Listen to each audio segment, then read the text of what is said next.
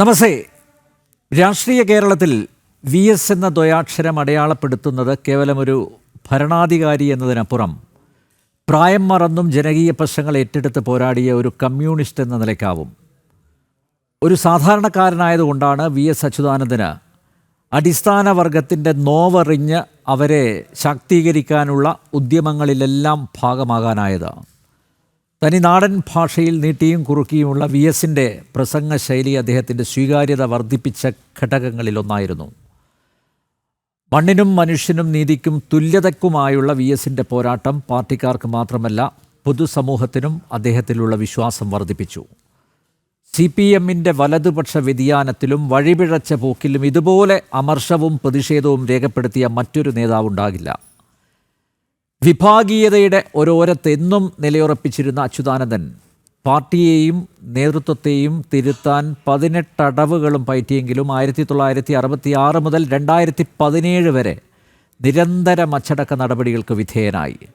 തരം താഴ്ത്തലും രഹസ്യമായ താക്കീതും പാർട്ടിക്കുള്ളിലെ ശാസനയും പരസ്യശാസനയും വിലക്കും സസ്പെൻഷനും PBയിൽ നിന്നുള്ള പുറത്താക്കലുമൊക്കെയായി വി എസ് എന്നും വിവാദങ്ങളുടെ സഹയാത്രികനായ സഖാവായി പ്രയാണം തുടർന്നു.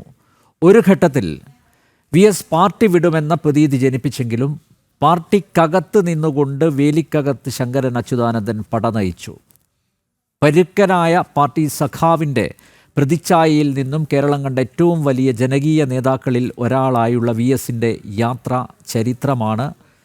ജനകീയതയെ ജീവിത പ്രമാണമായി കൊണ്ടു നടന്ന വി എസിൻ്റെ ചേതനയറ്റ ശരീരവും വഹിച്ചുള്ള വിലാപയാത്ര ആയിരങ്ങളുടെ അന്ത്യാഞ്ജലി ഏറ്റുവാങ്ങി ആലപ്പുഴ ലക്ഷ്യമാക്കി നീങ്ങുന്ന നിമിഷങ്ങളിൽ വി എസിലെ വിപ്ലവകാരിയെയും പ്രതിപക്ഷ നേതാവിനെയും മുഖ്യമന്ത്രിയെയും വിലയിരുത്തുകയാണ്. ഇവിടെ അച്യുതാനന്ദൻ പ്രതിപക്ഷ നേതാവായിരുന്നപ്പോൾ അദ്ദേഹത്തിൻ്റെ അഡീഷണൽ പ്രൈവറ്റ് സെക്രട്ടറി ആയിരുന്ന KM ഷാജഹാൻ, ഇടത് സൈദ്ധാന്തികൻ പണ്ഡ്യാല ഷാജി, KK രമ MLA, മാധ്യമപ്രവർത്തകൻ N ശ്രീകുമാർ എന്നിവർ ചേരുന്ന എല്ലാ അതിഥികളെയും ഈ സംവാദത്തിലേക്ക് സ്നേഹാദരങ്ങളോടെ സ്വാഗതം ചെയ്യുന്നു. ഒപ്പം പ്രേക്ഷകരെയും.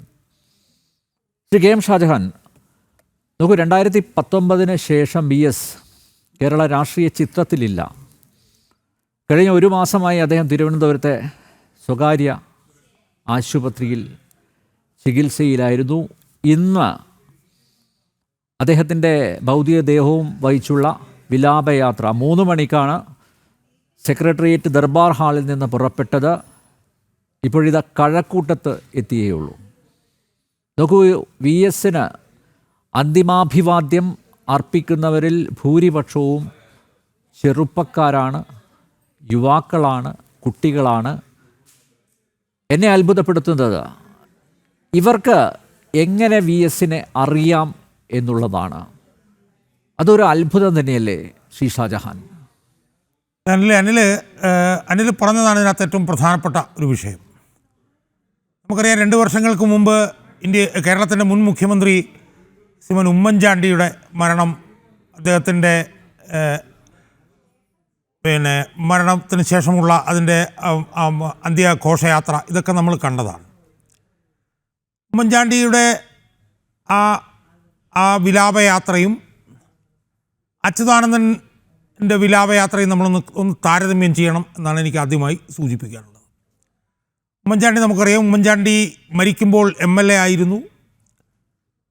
ഉമ്മൻചാണ്ടിക്ക് രോഗം വന്ന് മൂർച്ഛിച്ച് ഏതാണ്ട് 1 വർഷത്തിനുള്ളിൽ ഉമ്മൻചാണ്ടി നമ്മെ വിട്ടുപിരിഞ്ഞു. അപ്പോൾ 1 മരിക്കുമ്പോൾ ജനപ്രതിയായിരുന്നു, 2 1 വർഷത്തിനുള്ളിൽ നമ്മെ വിട്ടുപിരിഞ്ഞു. എന്നാൽ വി എസ് അച്യുതാനന്ദൻ്റെ കാര്യം നമ്മളൊന്ന് നോക്കൂ. അനിൽ പറഞ്ഞ പോലെ 2017 മുതൽ തന്നെ രോഗാതുരനായിരുന്നു. 2019 വി എസിന് ആദ്യത്തെ സ്ട്രോക്ക് വരികയാണ്. അതിനുശേഷം ചെസ്റ്റ് ഇൻഫെക്ഷൻ വന്നു, അതിനുശേഷം കോവിഡ് വന്നു. ഇപ്പോൾ ജൂൺ 23 ഒരു ഹാർട്ട് അറ്റാക്കും ഒരു കാർഡിയക് അറസ്റ്റുമായിട്ടാണ് തിരുവനന്തപുരത്തെ SUT ആശുപത്രിയിൽ വി എസിനെ പ്രവേശിപ്പിച്ചത്. വി എസ് ഏതാണ്ട് ഒരു മാസത്തിനടുത്തായി ആശുപത്രിയിലും കിടക്കുകയായിരുന്നു. അപ്പോൾ നമ്മൾ നോക്കിക്കഴിഞ്ഞാൽ 2019 മുതൽ ഏതാണ്ടൊരു 5-6 വർഷക്കാലമായി രാഷ്ട്രീയത്തിൽ സമ്പൂർണ്ണ നിശബ്ദനായിരുന്നു വി എസ്. ഏതാണ്ടൊരു 7 പതിറ്റാണ്ട് കാലം സക്രിയമായ രാഷ്ട്രീയ പ്രവർത്തനങ്ങൾ നടത്തിയിരുന്ന വി എസ് കഴിഞ്ഞ 5-6 വർഷക്കാലമായി നമ്മുടെ ഇടയിൽ ഭൗതികമായി ഉണ്ടെങ്കിലും പി എസ് പരിപൂർണ നിശബ്ദതയിലായിരുന്നു, രോഗാതുരനായിരുന്നു, രോഗബാധിതനായിരുന്നു, സക്രിയനായിരുന്നില്ല. കഴിഞ്ഞ ഒരു മാസക്കാലമായി അദ്ദേഹം ഗുരുതരമായി രോഗബാധിതനായി അത്യാസന്ന നിലയിൽ ആശുപത്രിയിൽ SUT കിടക്കുകയായിരുന്നു. അങ്ങനെ ഒരു 6-7 വർഷക്കാലമായി സമ്പൂർണ്ണമായി നിശബ്ദനായിരുന്ന VSന് ഇപ്പോൾ കിട്ടുന്ന ഈ ഒരു അഭിവാദ്യം, ഒരു വീരപുരുഷന് കിട്ടുന്നത് പോലൊരു അഭിവാദ്യം കിട്ടുന്നത് എങ്ങനെ എന്നുള്ളത്, അതാണ് നമ്മൾ ചിന്തിക്കേണ്ടത് എന്നാണ് എനിക്ക് തോന്നുന്നത്. അതായത് ഇപ്പം ഇന്നലെ ഞാനും എൻ്റെ സുഹൃത്ത് G ശക്തിധരനും SUT ആശുപത്രിയിലുണ്ടായിരുന്നു. ആ SUT ആശുപത്രിയിൽ ചെന്നു, ഞങ്ങൾ അവിടെ ഇരുന്നു. പിന്നെ വൈകിട്ട് 5 മണിയായപ്പോഴത്തേക്ക് അദ്ദേഹം 3:30 മണിക്ക് 3:20 മരിച്ചു എന്നുള്ള മെഡിക്കൽ ബുള്ളറ്റിൻ വന്നു. അതിനെ തുടർന്ന് ഏതാണ്ട് 1.5 മണിക്കൂർ കഴിഞ്ഞപ്പോൾ VSൻ്റെ ഭൗതിക ശരീരം ആശുപത്രിയുടെ പുറത്തേക്ക് കൊണ്ടുവന്നു. അവിടെ വെച്ച് മുദ്രാവാക്യം വിളികളൊക്കെ ഉണ്ടായിരുന്നു. ആ മുദ്രാവാക്യം വിളികളെല്ലാം കഴിഞ്ഞ് ഏതാണ്ട് ഒരു അരമണിക്കൂറിനുള്ളിൽ VSൻ്റെ ഭൗതിക ശരീരം AKG സെൻറ്ററിൽ എത്തിച്ചു. അതിന് തൊട്ടു പുറകെ ഞങ്ങളൊരു ഓട്ടോറിക്ഷയിൽ ഞങ്ങൾ അവിടെ ചെന്നപ്പോൾ കാണുന്ന സാഹചര്യം എന്ന് പറഞ്ഞാൽ അത്ഭുതകരമായിരുന്നു. ആയിരക്കണക്കിന് ആളുകൾ AKG സെൻറ്ററിൻ്റെ മുന്നിൽ നിൽക്കുന്ന വികാര തീവ്രമായിട്ടുള്ള ഒരു അന്തരീക്ഷം. സത്യം പറഞ്ഞാൽ എനിക്കൊന്നും അവിടെ ചെന്നിട്ട് പിന്നെ മാധ്യമങ്ങൾ എന്നോട് പ്രതികരണം ചോദിച്ചപ്പോൾ എനിക്ക് പ്രതികരിക്കാൻ പോലും പറ്റില്ല. ആ നിലയിൽ വൈകാരികമായി പോകുന്ന വളരെ വികാര തീവ്രമായിട്ടുള്ള ഒരു സാഹചര്യമായിരുന്നു അവിടെ ഉണ്ടായിരുന്നത്. ഇനി ആ ക്രൗഡ് ആരൊക്കെയായിരുന്നു? ആ ക്രൗഡിൻ്റെ കോമ്പോസിഷൻ നമ്മളൊന്ന് പരിശോധിച്ച് നോക്കിയേ. 3 തലമുറ അവിടെ ഉണ്ടായിരുന്നു. പ്രായമുള്ളവർ, ഇടനില പ്രായമുള്ളവർ, ചെറുപ്പക്കാർ. എന്നെ അത്ഭുതപ്പെടുത്തിയത് 20-25 വയസ്സുള്ള ചെറുപ്പക്കാരികളൊക്കെ നിന്നുകൊണ്ട് കണ്ണേ കരളെ എന്ന് പറഞ്ഞുകൊണ്ട് അവർ മുദ്രാവാക്യം വിളിക്കുന്നത് നമ്മളവിടെ കാണുന്നത്. അപ്പോൾ ഇതിൽ നിന്ന് നമ്മൾ മനസ്സിലാക്കേണ്ടത് മനുഷ്യ മനസ്സുകളിലേക്ക്, മനുഷ്യ മനസ്സിൻ്റെ ആഴങ്ങളിലേക്ക്, deep into the depth of the heart എന്ന് പറയുന്നത് പോലെ VS എന്ന് പറയുന്ന ഈ എൻ്റെ സുഹൃത്ത് VSന് വലോറസ് സാഗ എന്നാണ് പറഞ്ഞത്. വലോറസ് സാഗ, വീരസാഹസികൻ എന്നാണ് ഞാൻ അതിനെ പിന്നെ തർജ്ജമ ചെയ്യുന്നത്. ആ വീരസാഹസികനായിട്ടുള്ള, ആ ലെജൻഡറി ആയിട്ടുള്ള, ഇതിഹാസ പുരുഷനായിട്ടുള്ള VS കേരളത്തിലെ മനുഷ്യൻ്റെ മനസാക്ഷിയെ, മനുഷ്യൻ്റെ മനസ്സിനെ എത്ര ആഴത്തിൽ, എത്ര ഡീപ്പായിട്ട്, എത്ര ഡെപ്തിലാണ് സ്വാധീനിച്ചിരിക്കുന്നത് എന്നുള്ളതിൻ്റെ തെളിവാണ്. കഴിഞ്ഞ 7 വർഷക്കാലം VS സക്രിയമായി നമ്മുടെ ഇടയിൽ ഇല്ലാതിരുന്നിട്ടും VS നിശബ്ദനായിട്ടും VSന് ജനങ്ങൾ കൊടുക്കുന്ന ഈ വീരപുരുഷൻ്റെ സ്വാഗതം എന്നാണ് ഞാൻ പറയുന്നത്. അപ്പം ആലോചിച്ച് നോക്കൂ, 3 മണിക്ക് ഞാൻ സെക്രട്ടേറിയറ്റിന് മുന്നിലുണ്ടായിരുന്നു. ദർബാർ ഹാളിൽ നിന്ന് 3 മണിക്കാണ് VSനെ അവിടുന്ന് ഇറക്കിയത്. ഇത് ഇപ്പോഴും എത്തിയിരിക്കുന്നത് എവിടെയാണ്? കഴക്കൂട്ടം വരെ മാത്രമാണ് VS എത്തിയിരിക്കുന്നത്. മനുഷ്യർ കൊടുക്കുന്ന ഒരു അഭിവാദ്യം നമ്മളൊന്ന് ആലോചിച്ച് നോക്കൂ. അപ്പോൾ അതാണ് VSൻ്റെ പ്രവർത്തനത്തിന് VSന് ജനങ്ങൾ തിരിച്ചു കൊടുക്കുന്നത്. അതാണ് അവർ തിരിച്ചു കൊടുക്കുന്ന പാരിതോഷികം.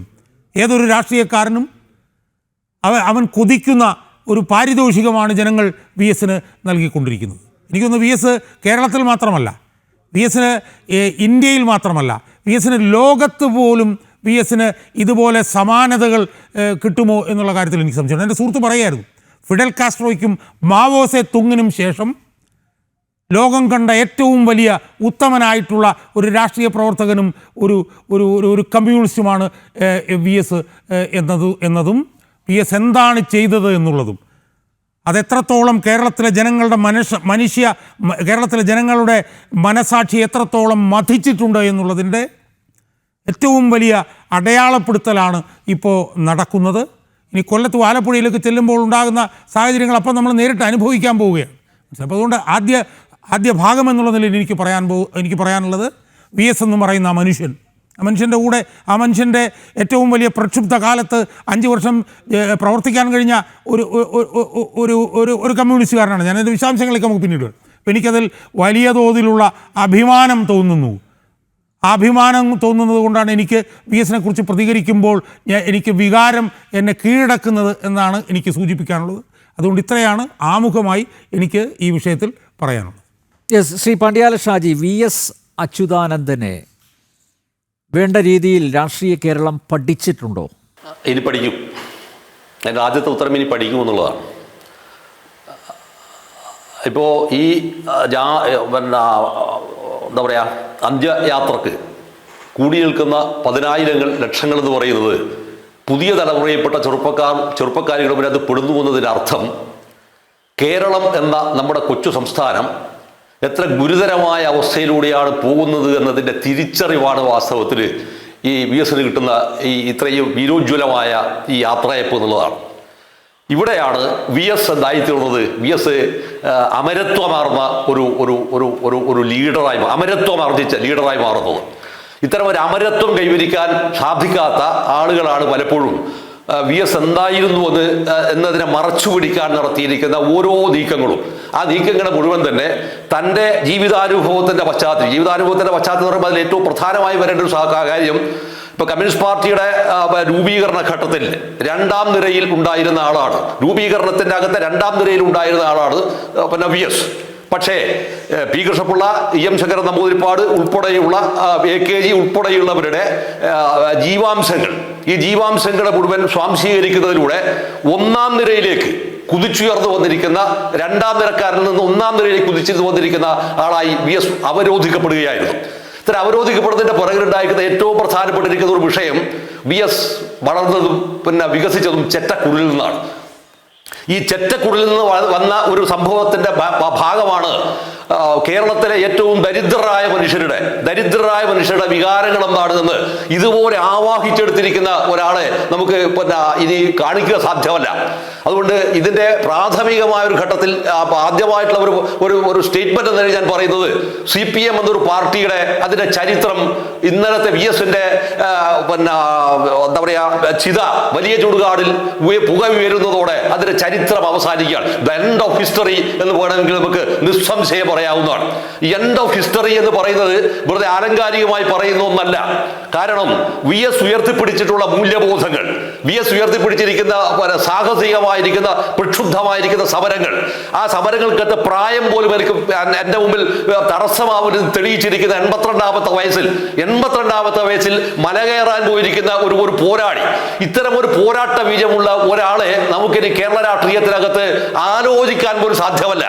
ഈ ആലോചിക്കാൻ പോലും സാധ്യമല്ലാത്ത ഒരവസ്ഥയിലേക്ക് ഒരാൾ വളർന്നു വരുമ്പോഴാണ് സത്യത്തിൽ ഈ അദ്ദേഹം വളർത്തിക്കൊണ്ടുവന്നിരിക്കുന്ന ഒരു മൂല്യത്തെ മുഴുവൻ തന്നെ സമ്പൂർണ്ണമായി അട്ടിമറിക്കുകയും ആ അട്ടിമറിച്ചതിന്റെ ഭാഗമായി ഉണ്ടാക്കിയിരിക്കുന്ന ഒരുപാട് അസംബന്ധങ്ങൾ ഈ കേരളത്തിൽ വന്നതിന്റെ ഒരു വലിയ ദുരന്തവും കൂടിയായിരുന്നു.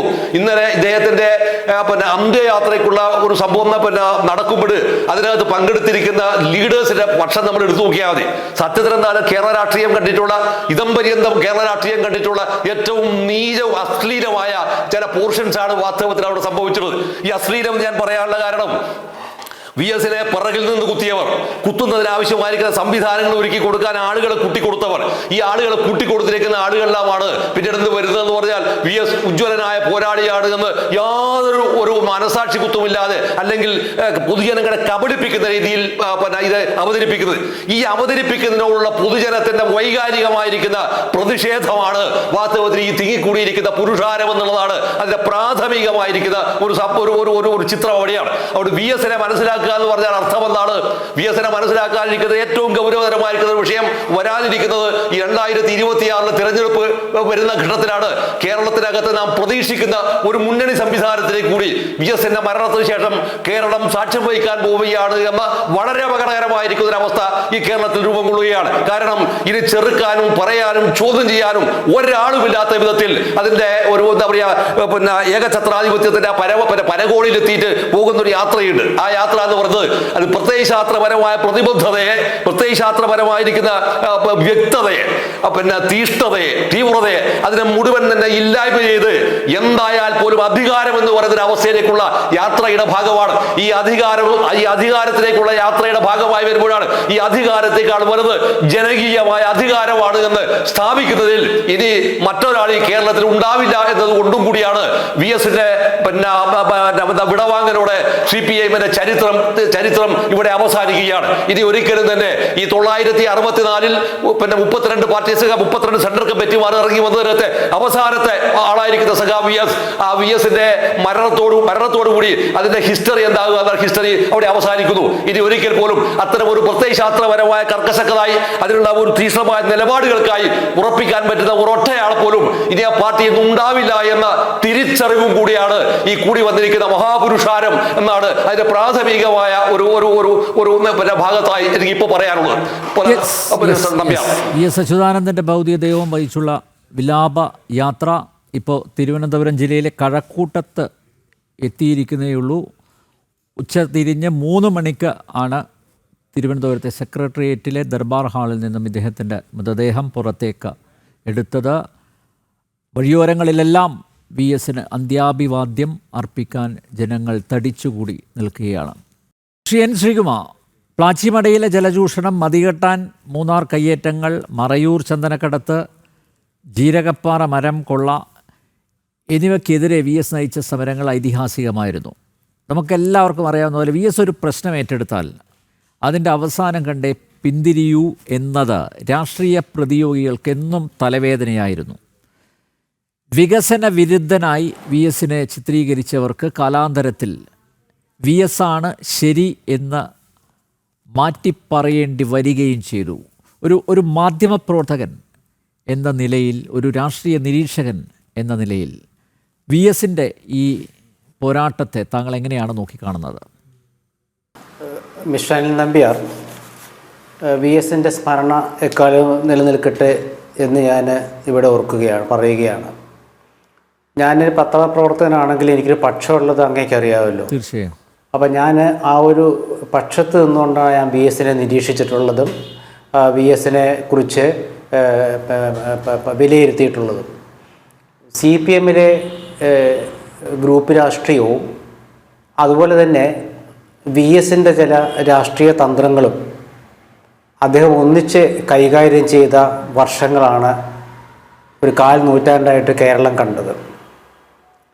വി എസ് അച്യുതാനന്ദൻ പാർട്ടിയിൽ വരുന്ന കാലത്ത് ഉണ്ടായിരുന്ന ആ ഒരു കമ്മ്യൂണിസ്റ്റ് പാരമ്പര്യവാദികൾ പറയാറുള്ള ചിട്ടയൊന്നും ഇപ്പോഴത്തെ പാർട്ടിയിലില്ല. അപ്പം അതുകൊണ്ട് വി എസ് അച്യുതാനന്ദന് ഇക്കാലവും ഉൾക്കൊണ്ടു പോകാൻ കഴിഞ്ഞു എന്നുള്ളതാണ് എന്നെ അത്ഭുതപ്പെടുത്തുന്നത്. കഴിഞ്ഞൊരു 4-5 വർഷമായിട്ട് മാത്രമേ അദ്ദേഹം സജീവമായിട്ട് മാറി നിന്നിട്ടുള്ളൂ. അതുവരെ ഏതാണ്ട് 80 വയസ്സ് വരെ പാർലമെൻ്ററി രാഷ്ട്രീയത്തിൽ ഇല്ലാതിരുന്ന വി എസ് പാർലമെൻ്ററി രാഷ്ട്രീയത്തിൽ വന്ന ശേഷം എനിക്ക് തോന്നുന്നത് ആ കാലത്താണ് അദ്ദേഹം ഏറ്റവും അധികം അവഹേളനം ആ പാർട്ടിയിൽ നിന്ന് നേരിട്ടത്. അപ്പം അങ്ങനെ ഒരു പക്ഷത്തിൻ്റെ നേതാവായിട്ട് വി എസ് മാറുകയും ആ വി എസ് അച്യുതാനന്ദൻ പാർട്ടിയിലെ ഒരു വിഭാഗത്തിനെതിരെ വിമർശനം ഉന്നയിക്കുകയും ചെയ്ത ശേഷം അദ്ദേഹത്തിൻ്റെ രാഷ്ട്രീയം വളരെ വിപുലപ്പെടുത്തിയത് പൊതുജന പ്രശ്നങ്ങളിൽ ഇടപെട്ടുകൊണ്ടാണ്. അവിടെയാണ് വി എസിനെ നമ്മൾ പ്രശംസിക്കേണ്ടത്. കാരണം പാർട്ടിയുടെ ചട്ടക്കൂടിൽ ഒതുങ്ങി നിന്നുകൊണ്ട് പാർട്ടി പറയുന്ന സമരമാണ് ചെയ്യേണ്ടത്, പാർട്ടി പറയുന്ന സമരമാണ് ശരി എന്നതിൽ നിന്നും വ്യത്യസ്തമായിക്കൊണ്ട് വളരെ പാരമ്പര്യവാദി എന്ന് പറയാവുന്ന മാർക്സിസ്റ്റായ വി എസ് അച്യുതാനന്ദൻ CPM രൂപപ്പെടുത്തുന്നതിൽ ഒന്നാമനായി നിന്ന വി എസ് അച്യുതാനന്ദൻ പ്രതിപക്ഷ സ്വരത്തിലൂടെ അദ്ദേഹത്തിൻ്റെ പാർട്ടിയിൽ ഒരു നേതാവായി വളർന്നു എന്നുള്ളതാണ്. ആ പ്രതിപക്ഷ സ്വരത്തെ ആ പാർട്ടിയിലുള്ള വലിയൊരു വിഭാഗം അംഗീകരിച്ചു. ആ അംഗീകാരത്തിൻ്റെ തെളിവാണ് ഇപ്പോൾ ഇവിടെ ശ്രീ ഷാജഹാനും ശ്രീ പാണ്ഡ്യാല ഷാജിയുമൊക്കെ സൂചിപ്പിച്ച വിലാപയാത്ര. ജനകീയ നേതാക്കൾക്ക് എപ്പോഴും ജനങ്ങളുടെ അംഗീകാരം ഉണ്ടാകും. ജനകീയത നഷ്ടപ്പെടുമ്പോഴാണ് അവർ ഒറ്റപ്പെട്ടു പോകുന്നത്. വി എസിൻ്റെ ജനകീയത രൂപപ്പെട്ടത് പ്രതിപക്ഷത്തിന് പോലും ഒരുപക്ഷെ ചില ഘട്ടങ്ങളിൽ ഇദ്ദേഹം പ്രതിപക്ഷ നേതാവായിട്ടാണോ പെരുമാറുന്നത് എന്ന് പോലും വിമർശിക്കപ്പെട്ടിട്ടുണ്ട്. കാരണം സ്വന്തം പാർട്ടിയുടെ ഭരണകാലത്ത് പോലും എനിക്ക് തോന്നുന്ന ഏതൊരു സ്വാശ്രയ സമരമാണെന്ന് തോന്നുന്നു. ആ സമരകാലത്ത് പത്രപ്രവർത്തകർ അദ്ദേഹത്തോട് ചോദിച്ചത്, ഈ സമരം ഇങ്ങനെ നീണ്ടുപോവുകയാണ്, അത് ഒത്തുതീർപ്പാക്കട്ടെ, ഗവൺമെൻറ്റിൻ്റെ നടപടി ശരിയാണോ എന്ന് ചോദിച്ചപ്പോൾ തെറ്റാണ് എന്ന് പറഞ്ഞു. പിണറായി വിജയനോ അതോ പിണറായി വിജയനാണെന്ന് മുഖ്യമന്ത്രി 2014 ശേഷം. അപ്പോൾ ഇങ്ങനെ VS ആ പാർട്ടിയിലൊരു പ്രതിപക്ഷത്തിൻ്റെ മുഖമുണ്ടാകുന്നു. അതുപോലെ തന്നെ അദ്ദേഹം ജനകീയ പ്രശ്നങ്ങൾ എടുക്കുന്നു. എന്തുകൊണ്ടാണ് ജനകീയ പ്രശ്നങ്ങളിലേക്ക് അദ്ദേഹം കൂടുതൽ മുന്നോട്ട് വന്നത് എന്ന് ചോദിച്ചാൽ ഒരു പക്ഷേ പാർട്ടിയിലെ പ്രശ്നങ്ങളാകാം. കാരണം പാർട്ടിയിൽ ഒറ്റപ്പെടുത്താൻ ശ്രമിക്കുന്നു എന്നൊരു തോന്നൽ വരുമ്പോൾ ജനകീയ പ്രശ്നങ്ങളിൽ ഇടപെട്ട് പെട്ടെന്ന് ജനകീയനാകുന്നു. ഇത് CPM-ന് മനസ്സിലായിട്ടുണ്ട് എന്നതിൻ്റെ ഒരു തെളിവ് ഒരു ഉദാഹരണം ഞാൻ പറയാം, സൂചനയാണ്. ഇന്നത്തെ മുഖ്യമന്ത്രിയുടെ അനുശോചനക്കുറിപ്പിൽ അതുപോലെ അവരുടെ പത്രത്തിലൊക്കെ എഴുതിയ ചിലരുടെ ലേഖനങ്ങളിലൊക്കെ VS ഈ പരിസ്ഥിതി വിഷയങ്ങളിലും അതുപോലെ തന്നെ മറ്റ് ജനകീയ പ്രശ്നങ്ങളിലുമൊക്കെ ഇടപെട്ട് കൂടുതൽ സ്വീകാര്യനായി എന്ന് എഴുതിയിട്ടുണ്ട്. അത് ഒരുപക്ഷെ അദ്ദേഹത്തിനുള്ള ഒരു പ്രശംസയാകാം. അതല്ലെങ്കിൽ എന്തുകൊണ്ട് പാർട്ടിയിൽ മറ്റുള്ള നേതാക്കളെക്കാൾ കൂടുതൽ VS സ്വീകാര്യനായി എന്നതിൻ്റെ ഒരു സൂചന കൊടുത്തതാവാം. എന്തായാലും മുഖ്യമന്ത്രിയുടെ അനുശോചനത്തിൽ അതുണ്ട്. അപ്പോൾ പാർട്ടിക്ക് പുറത്ത് ജനകീയത ചില വിഷയങ്ങളെ എന്ന് പറയുമ്പോൾ എന്തുകൊണ്ട് അത്തരം വിഷയങ്ങൾ പാർട്ടി ഏറ്റെടുത്തില്ല എന്നൊരു ചോദ്യം കൂടെ നമുക്ക് വേണമെങ്കിൽ ഉന്നയിക്കാം. കാരണം പാർട്ടി ഏറ്റെടുക്കാത്ത വിഷയമായതുകൊണ്ടാണോ VS പാരിസ്ഥിതിക പ്രശ്നങ്ങളിലേക്കൊക്കെ പോയത് എന്ന് നോക്കേണ്ടി വരും. ഇപ്പം മൂന്നാർ വിഷയത്തിൽ അവിടുത്തെ ആ ഒരു അനധികൃത കുടിയൊഴിപ്പിക്കലിനെ കുറിച്ചുള്ള VS-ൻ്റെ ഒരു അഭിപ്രായം എൻ്റെ ഓർമ്മയിലുണ്ട്. അദ്ദേഹം പറഞ്ഞത്, എനിക്ക് വിശ്വാസമുള്ള ചില ഉദ്യോഗസ്ഥരെ ഞാൻ ഏർപ്പെടുത്തിയെന്നാണ്.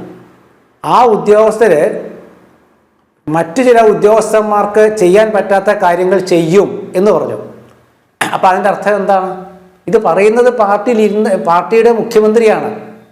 അപ്പോൾ അങ്ങനെ ഒരുപാട് വിഷയങ്ങളിൽ VS പാർട്ടിക്ക് അതീതനായിട്ട് പോയിട്ടുണ്ട്. അതിന് അദ്ദേഹത്തിന് അച്ചടക്ക നടപടി നേരിടേണ്ടി വന്നിട്ടുണ്ട്. പക്ഷെ ആ അച്ചടക്ക നടപടി എന്തുകൊണ്ടാണ് VS-നെ തളർത്താതിരുന്നത് എന്ന് ചോദിച്ചാൽ VS ആ പാർട്ടിയിലെ ഒന്നാമനാണ്. ആ പാർട്ടിയിലെ ഒന്നാമനായ VS-നെതിരെ പോളിറ്റ് ബ്യൂറോയിൽ നിന്ന് നീക്കിയപ്പോൾ ഒപ്പം പിണറായി വിജയനെയും നീക്കി. അപ്പോൾ ആ തുല്യത അവിടെ വരുത്തി പാർട്ടി. ഭയന്നിട്ടാണത്. കാരണം VS-നെതിരെ മാത്രം നടപടി എടുത്താൽ ഉണ്ടാകാവുന്ന പുകയിൽ പോളിറ്റ് ബ്യൂറോയ്ക്ക് അറിയാം. അപ്പോൾ അതുകൊണ്ട് അദ്ദേഹത്തിന് ഒപ്പം തന്നെ പിണറായിക്കെതിരെ നടപടി എടുത്തു. പക്ഷേ പിണറായി വീണ്ടും പോളിറ്റ് ബ്യൂറോയിൽ വന്നു, VS വന്നില്ല. അപ്പം ഞാൻ ഈ പറഞ്ഞത് ആ തുലനം ഞാൻ കാണിക്കാൻ വേണ്ടി പറഞ്ഞതേ ഉള്ളൂ. അപ്പോൾ അതുകൊണ്ട് VS അച്യുതാനന്ദനെ എനിക്ക് തോന്നുന്നത് മിസ്റ്റർ നമ്പ്യാർ ചോദിച്ചതുപോലെ ഈ പ്രതിപക്ഷ സ്വരം VS അച്യുതാനന്ദൻ എന്തുകൊണ്ട് വന്നു എന്ന് ചോദിച്ചാൽ പാർട്ടിയിൽ അദ്ദേഹത്തിന് എതിരിടേണ്ടി വന്ന എതിർപ്പും അതിനൊപ്പം തന്നെ അദ്ദേഹത്തിന് ചില അരിശവും ഉണ്ടായിട്ടുണ്ടെന്ന് വിചാരിച്ചോളൂ. കാരണം CPM രൂപപ്പെടുത്തിയ ഒരു നേതാവ് CPM-ൻ്റെ സംസ്ഥാന സെക്രട്ടറി സ്ഥാനത്തേക്ക് പിണറായി വിജയനെ കൊണ്ടുവന്ന ഒരു നേതാവ് അതേ ഗ്രൂപ്പിനാൽ നിരന്തരം അപഹസിക്കപ്പെടുന്നൊരു ഘട്ടം വരുന്നു. അപ്പോൾ അങ്ങനെ ഒരു ഘട്ടം വരുമ്പോൾ സ്വാഭാവികമായ ഒരു മനുഷ്യൻ്റെ മനസ്സിൻ്റെ പരിണാമമുണ്ട്. അതെന്താണെന്ന് വെച്ചാൽ കൂടുതൽ ജനകീയനാവുക, ജനകീയ സ്വഭാവത്തിനൊപ്പം ജനങ്ങളുടെ വികാരത്തിനൊപ്പം നിൽക്കുക എന്നതായിരിക്കും. അങ്ങനെ ജനങ്ങളുടെ വികാരത്തിനൊപ്പം നിൽക്കുന്ന ഒരു പ്രത്യയശാസ്ത്രത്തിലേക്ക് VS മാറി.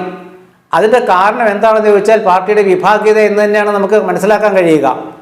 മറിച്ച് VS പാർട്ടിയിലെ ഒരു ഇന്നത്തെ പോലെ ചോദ്യം ചെയ്യപ്പെടാത്തൊരു നേതാവായിരുന്നെങ്കിൽ തീർച്ചയായിട്ടും അദ്ദേഹത്തിൻ്റെ ജനകീയ മുഖം നഷ്ടപ്പെടുമായിരുന്നോ എന്നുകൂടി ഞാൻ ചിന്തിക്കുന്നുണ്ട്. കാരണം അദ്ദേഹത്തിൻ്റെ 1996 ശേഷമുള്ള ഏതാണ്ട് 1/4 നൂറ്റാണ്ടാണ് VS-ൻ്റെ ആ ജനകീയതയും അദ്ദേഹത്തിൻ്റെ വാർത്താമൂല്യവും ഒക്കെ ഉയർന്നത്.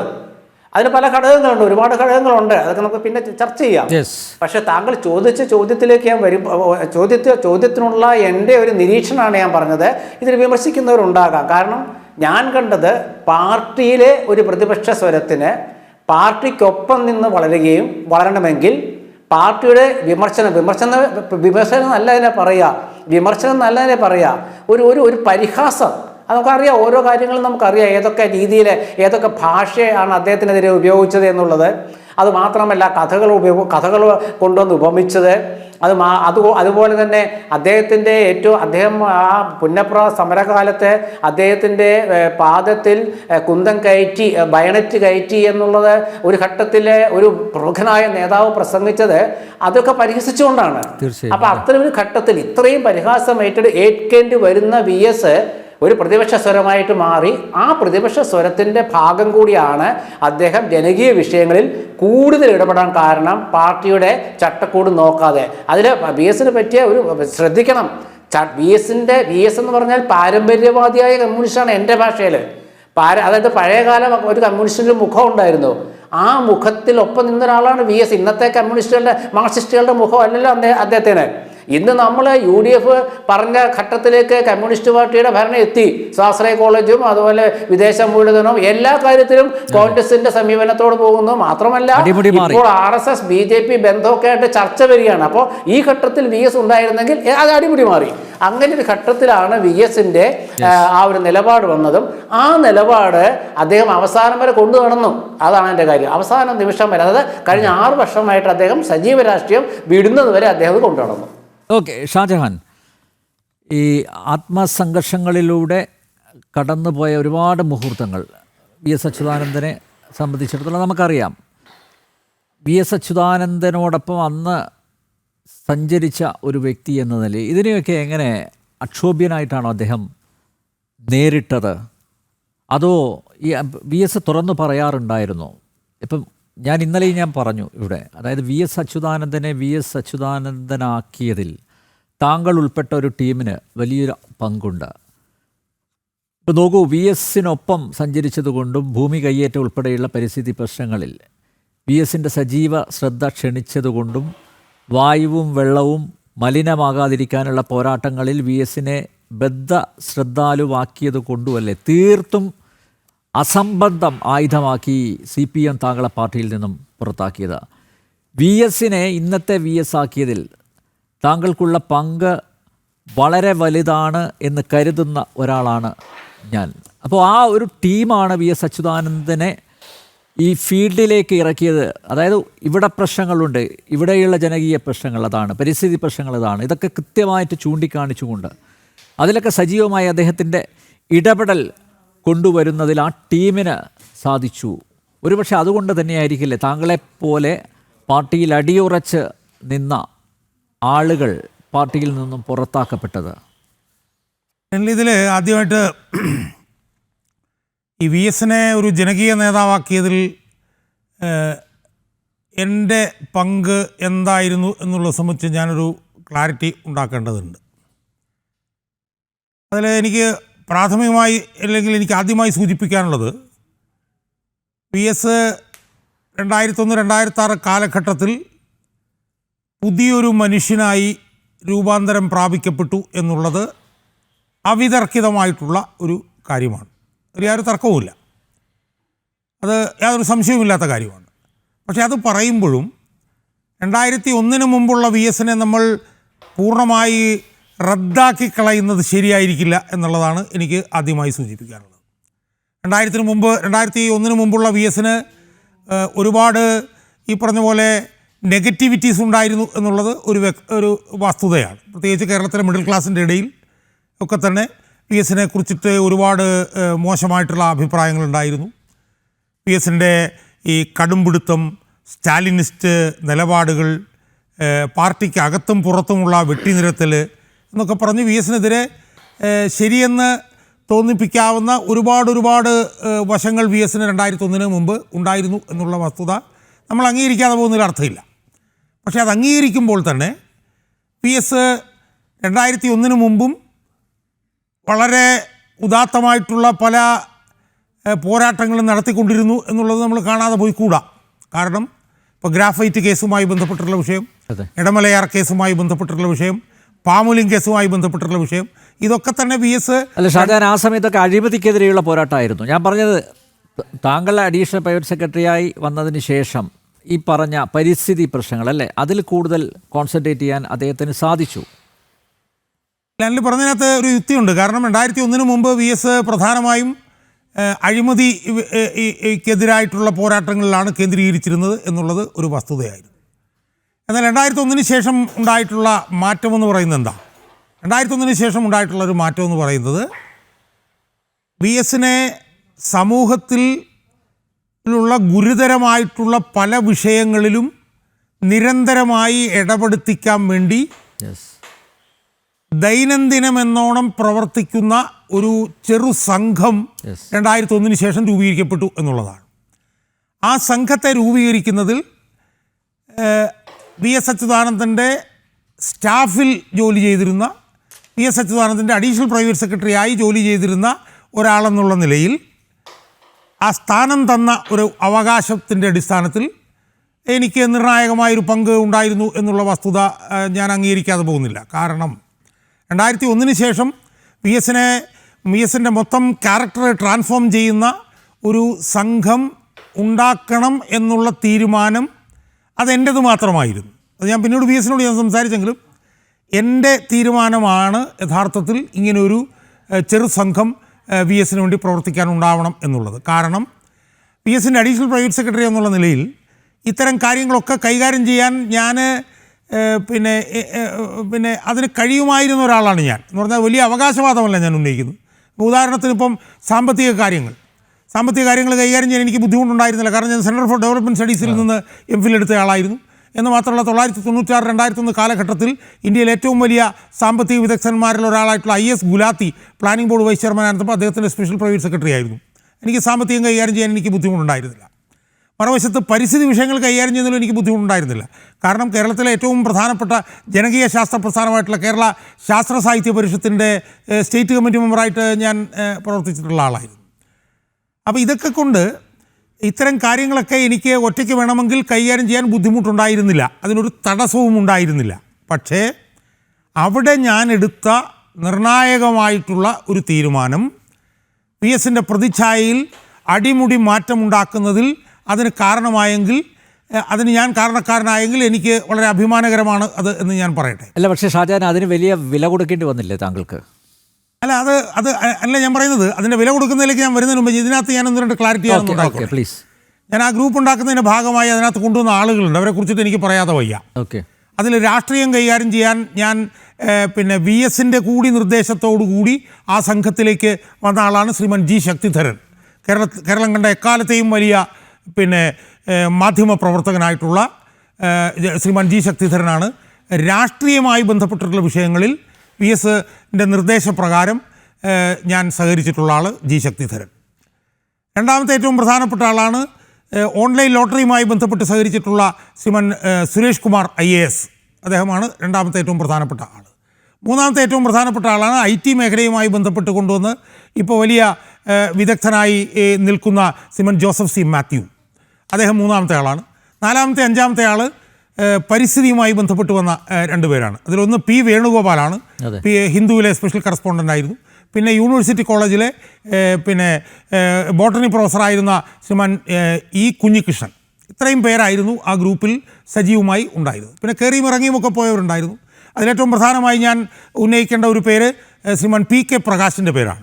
അദ്ദേഹമാണ് ഈ മൂന്നാറിൽ വി എസ് ഏറ്റെടുത്ത അനധികൃത ഭൂമി കയ്യേറ്റവുമായി ബന്ധപ്പെട്ടിട്ടുള്ള എല്ലാ വിഷയങ്ങളിലും, അതുപോലെ കിഡ്നി തട്ടിപ്പ്, അതുപോലെ തന്നെ വാഗമൺ കയ്യേറ്റം, ഇതുപോലുള്ള കാര്യങ്ങളൊക്കെ ഇടപെട്ടിരുന്നത് PK പ്രകാശ്. അപ്പോൾ ഈ ഒരു ഗ്രൂപ്പിൻ്റെ രൂപീകരണമാണ് യഥാർത്ഥത്തിൽ വി എസിനെ പറഞ്ഞ പോലെ വി എസിൻ്റെ പ്രതിച്ഛായതയിൽ സമഗ്രമായ മാറ്റങ്ങൾ വരുത്തിയത്.